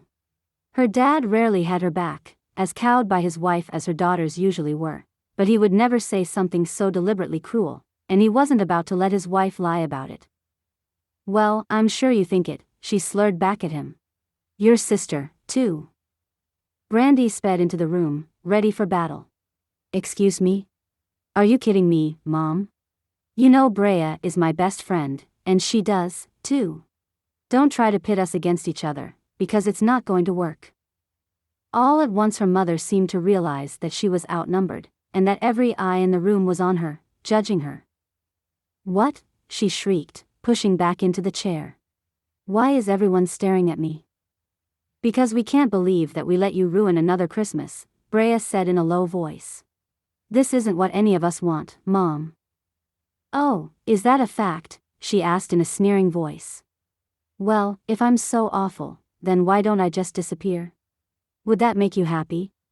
Huh? I'll just go to my room and cry, and when people ask about my holiday I'll tell them exactly what you all did to me. She struggled to get out of the chair, sloshing liquid onto the floor, then tipped back the rest of the drink and slammed the empty glass onto the end table beside her. No one tried to stop when she stomped out of the room. Well, Merry Christmas to you, too, Brandy muttered, staring after her mom. I think it's about time for us to leave, Eric said, sounding shell-shocked. Yes, that's probably a good idea, Brea said. As much as she wanted to stay angry at him, she knew that Eric had been more clueless than unkind. To him, showing up for the Nelson family Christmas celebration felt normal. Hopefully by now, he understood exactly how awkward it was and how little sense it would make for him to be there going forward. He and Stephanie could make their own family, there was no need for him to be a part of hers. Stephanie followed him out, grasping at his hand. She shot Brea a sympathetic smile as she exited, and Brea couldn't help but feel a little bad for her. It wasn't Stephanie's fault she got wrapped up in the madness. Well, girls, that's that, her father said as if what had just happened was of no consequence. Shall we open presents now? Brea shook her head. Emotionally tone-deaf as always, but at least the guy tried to keep things normal. No, not yet. I think I want to cool off and take a walk, she answered. Want me to come? Brandy asked. She met her sister's eyes with a tight smile.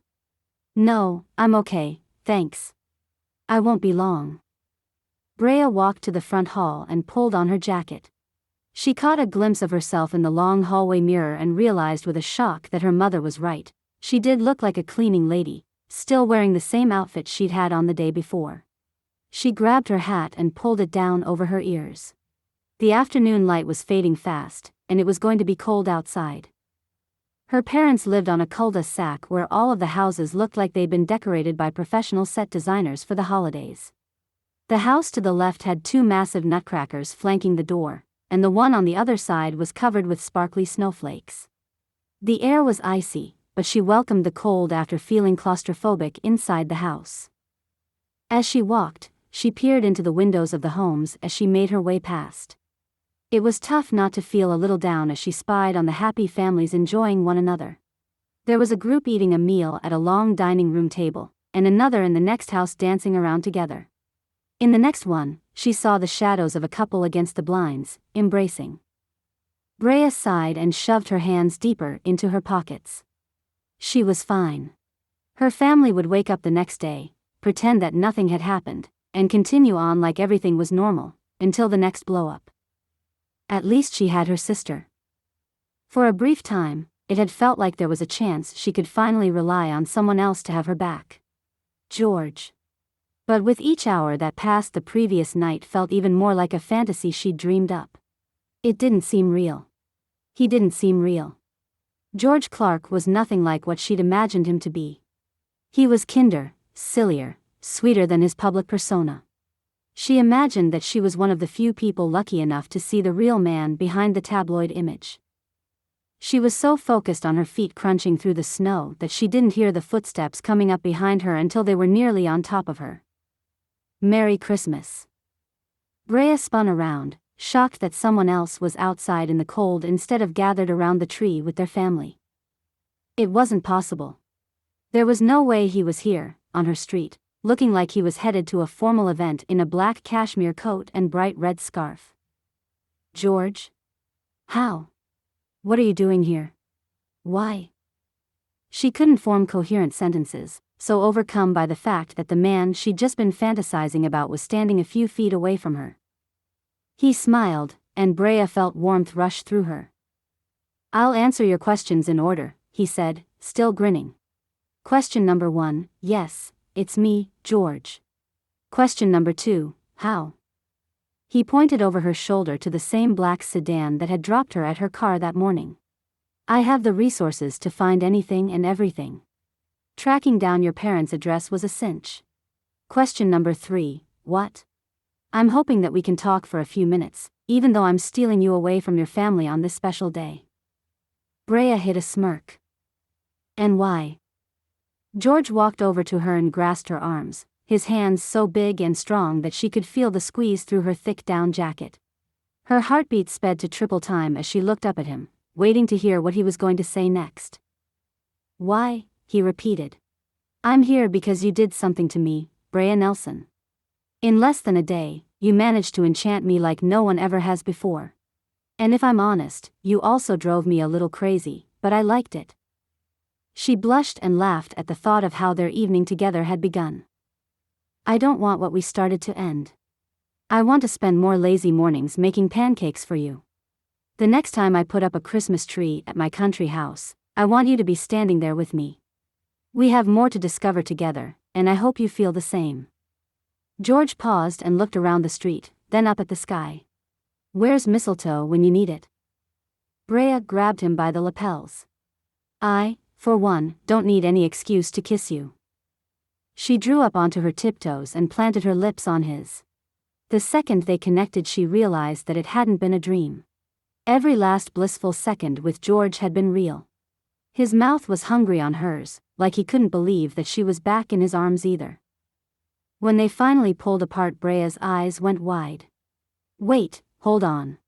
It's Christmas, why aren't you with your family? Don't worry, that's next. I've already dropped Colby off at the vet's office to be boarded, and I've got a charter waiting for me at the airport. It's a small plane, but there's room enough for two. He squinted at her. I wish I could steal you away and take you with me. My parents would love you. He wrapped his arms around her in a bear hug while Brea ran through the possibilities in front of her. She could stay for more of the world's most awkward Christmas gathering, or she could chuck it all and fly off into the sunset with a man that she barely knew but could tell was soon going to be everything to her. You can, she said softly, leaning her head against his soft lapel. I can what? George murmured against the top of her head. Steal me away. In fact, I'm begging you to do it. He leaned back and stared down at her with hope in his eyes. Are you serious? Brea nodded. You have no idea how serious I am. The only problem is I didn't pack any of my good stuff. I only have jeans with a few dressy tops. I don't feel right meeting your parents. Stop. They're not like that, they won't care. But hold on, you really want to leave your family on Christmas Day? Oh, do I ever? She gave him a cheerless grin. Trust me, they'll understand. Well, my sister will, and she's the only one whose opinion matters to me. If anything, she'll be jealous that she can't come, too. He tightened his grip and hooped, sweeping her into a spin that made her laugh with delight. Brea, that's amazing. Can we leave soon? This minute. George leaned down and kissed her again, this time sweeping her backwards into a cinematic clench. When he finally pulled her up again, she was a little dizzy. I can't wait for our next tomorrow, Brea said as they headed for the car, her hand clutching his arm. Don't you worry, Miss Nelson. I think we have a lifetime of them to come, George said, squeezing her tighter as if to prove that the fairy tale was just beginning. Epilogue. Brea shrieked and lobbed a snowball at his head. George ducked just in time and the thing splattered against the side of the cabin under a massive evergreen wreath, causing Colby to jump up and bark. You throw like a girl, he taunted her. Oh yeah? Brea asked. Watch this. Before George had a chance to react, she reached down, scooped up a handful of snow, packed it into a tight ball, and chucked it at him, hitting him so hard in the chest that he groaned. Okay, I'm sorry, he laughed, clutched at the spot where it had hit him. Truce. What did you say? Brea asked him, wearing a triumphant smile. I can't hear you. Truce, please. I'm getting a little cold, maybe we should head in. I dropped a glove over here somewhere. Can you help me find it? Sure, he said, crossing the line in the snow that marked the division of his battlefield from hers. The second his foot hit her side, Brea let out a maniacal laugh and bent over behind the little snow berm she'd built. When she stood up, she had 2 snowballs in each hand, and she pelted him mercilessly, causing him to fall to the ground. Who throws like a girl? Come on, say it again.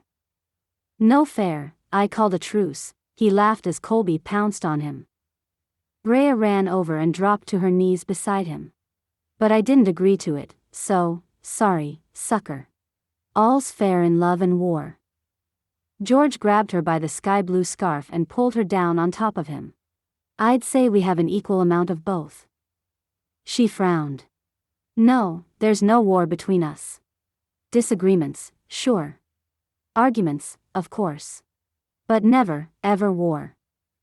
George wrapped her scarf around his hand over and over until he'd drawn her all the way down to him, then reached up to close the remaining distance so he could kiss her. It sure didn't start out that way. I still can't believe it was a year ago. The first time I ever laid eyes on this beauty. Oh, please. The first time you laid eyes on me, I think you wanted to slam the door in my face. Brea laughed and collapsed onto his chest. You were such a jerk. Okay, I wasn't at my best, I agree. But I got friendlier later on, didn't I? Oh yes, you certainly did. She lowered her lips to his and they kissed for a few minutes, until the cold started to seep through George's down parka. "Can we take this inside?" "You know it," she growled against his mouth. She jumped up and held out her hand to him, then pulled him up. The prior year had passed in a blur, and there were moments when George still couldn't believe that a twist of fate and a freak snowstorm had delivered a happily ever after to his doorstep. If the gun hadn't gone off at that gala, he never would have needed to be in the cabin. He shuddered to think what might have happened to Brea that snowy night if she had trudged up the long driveway to his cabin and found that no one was there. Within a week of their first meeting, it had felt like Brea had always been a part of his life. Sure, it took time for her to become accustomed to the luxuries he took for granted, but he enjoyed her awe at his generosity. There was the time he'd taken her shopping and said the two magic words, "No limits." The time he'd flown her to Santa Barbara for the weekend when she'd complained about the long, dark winter. The time he hired hair and makeup artists to come to their home to get her ready for a work gala. He adored spoiling her because she never expected anything of him. "Ooh, it feels so good in here," she said, slipping off her coat just inside the front door. George paused to admire her. There were no more ripped jeans and ratty sweatshirts. Brea looked après ski-ready in slim-fitting black all-weather pants and the blue and white patterned sweater they'd bought in Switzerland. She turned and caught him staring. "What?" she asked, smiling at him. "You," he muttered. "You're so damn beautiful." Brea dropped her head and looked bashful. "Stop." "Never." George shrugged off his coat and tried to calm his nerves. "Want something to warm you up?" "Yes, please. I'll take a glass of brandy, and I'll meet you by the fire." George jogged to the kitchen, happy to have something to focus on other than what was about to come. They had a full schedule planned the next day for Christmas, welcoming guests from both of their families. Even though he could negotiate deals in 3 languages, he still felt nervous every time he thought about trying to juggle all of the personalities. But he'd put his business acumen to work, setting up events for them to focus on throughout the day, like sledding, making s'mores by a bonfire. His relationship with his parents was back on track after a few heart-to-heart conversations, but Brea was still finding space in her heart to forgive her mother. After the disastrous Christmas the year before, they realized that something had to give, and the pair had slowly worked their way to a more stable version of a mother-daughter relationship. It wasn't perfect, but it was better than it had ever been thanks to therapy.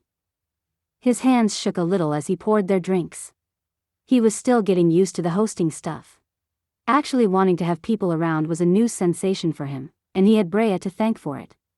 At first he tried to delegate the Christmas Day prep to staff, but Brea had gently reminded him that they probably wanted to be with their families for the holidays. Plus, she'd told him that they didn't have to impress anyone. All that mattered was being together and making memories as a family. They'd prepped the turkey, various casseroles, vegetables, and desserts as a team, laughing their way through all of it. George took a long draw from his glass of whiskey to steady himself, then walked back into the great room. "Hey, B. Where are you?" "Over here." Brea's voice was husky, and George immediately knew what it meant. He glanced around the room eagerly. "Look down." George walked closer to the massive fireplace and nearly dropped the drinks. "Holy shit, woman." Brea was naked beneath the very blanket they used the night they made love for the first time. The blanket was positioned low on her back, barely covering her ass, with the 2 dimples he loved peeking out. She was propped up on her elbows with her forearms strategically placed so he could see the swell of her breasts but not her nipples, and her bare feet were kicked up behind her playfully. There was a red bow on top of her head. "Merry Christmas, baby. Do you like your present?" The fire turned her skin golden, and he longed to run his finger down her back, to trace kisses along her spine until she giggled and moaned. He felt pressure building, but he shook his head. Brea frowned. "What's wrong?" "Absolutely nothing. My life has never been righter. But I need to focus for a minute." She sat up, giving him a tantalizing glance of her bare breasts before pulling the blanket around her shoulders. "I'm listening," she said with a worried expression, always ready to give him the space he needed to express what was on his mind. But this time, she had no idea what was coming. George dropped down beside her, so close that their shoulders touched. He always wanted to feel her near. Her touch calmed him. Brea, I'm convinced that it was fate that brought you to my doorstep. We were meant to meet. She finally smiled at him and reached out to smooth his hair behind his ear. I agree. This past year with you, I can barely even put it into words. You've made me happier than I ever thought I could be. Than I thought I deserved to be. Me, too, she murmured, her eyes focused on his mouth like she just wanted him to finish talking so she could have him.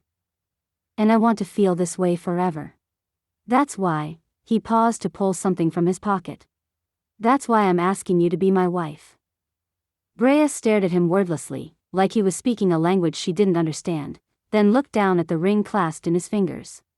Wait. Brea Nelson, will you marry me? Silence. George waited as he watched the thoughts take shape in her head. Expressions flashed across her face, joy, shock, incredulity, until an otherworldly shriek tore out of her. Yes. She leapt up, the blanket forgotten, and threw herself into his arms. George could barely keep himself upright, clutching the ring in one fist while he held the two of them up with the other. Brea covered his face with kisses, and within a few seconds, he realized that his fiancée was straddling him, naked in the firelight. Her satiny skin made him long to pull off his own clothing and bury himself inside of her. Please put this ring on before you knock it out of my hand, he laughed. She kept kissing him even as she held her left hand out. George managed to weather the barrage of kisses while putting the thing on her finger. When she felt the weight of it, she paused, her lips still puckered. Brea turned her hand slowly so the diamond caught light from the fire. Her mouth dropped open. How big is this thing? She asked, her voice filled with awe. Big enough that it's got an insurance policy, he laughed. But all that matters is you like it. I remember you said the emerald cut is your favorite. It is. She bit her lip as tears filled her eyes, glancing from him to the ring over and over. I love it. I love it so much. I'm glad, he murmured, his lips pressed against her ear. And you know what I love? He didn't give her a chance to answer as he lowered her on top of the blanket, ready to show her exactly what he meant with every inch of his body. This was an audiobook created by Relay Publishing, who own exclusive copyright to the story in all territories and formats. For more information, please go to our website, www.relaypub.com. We hope you enjoyed.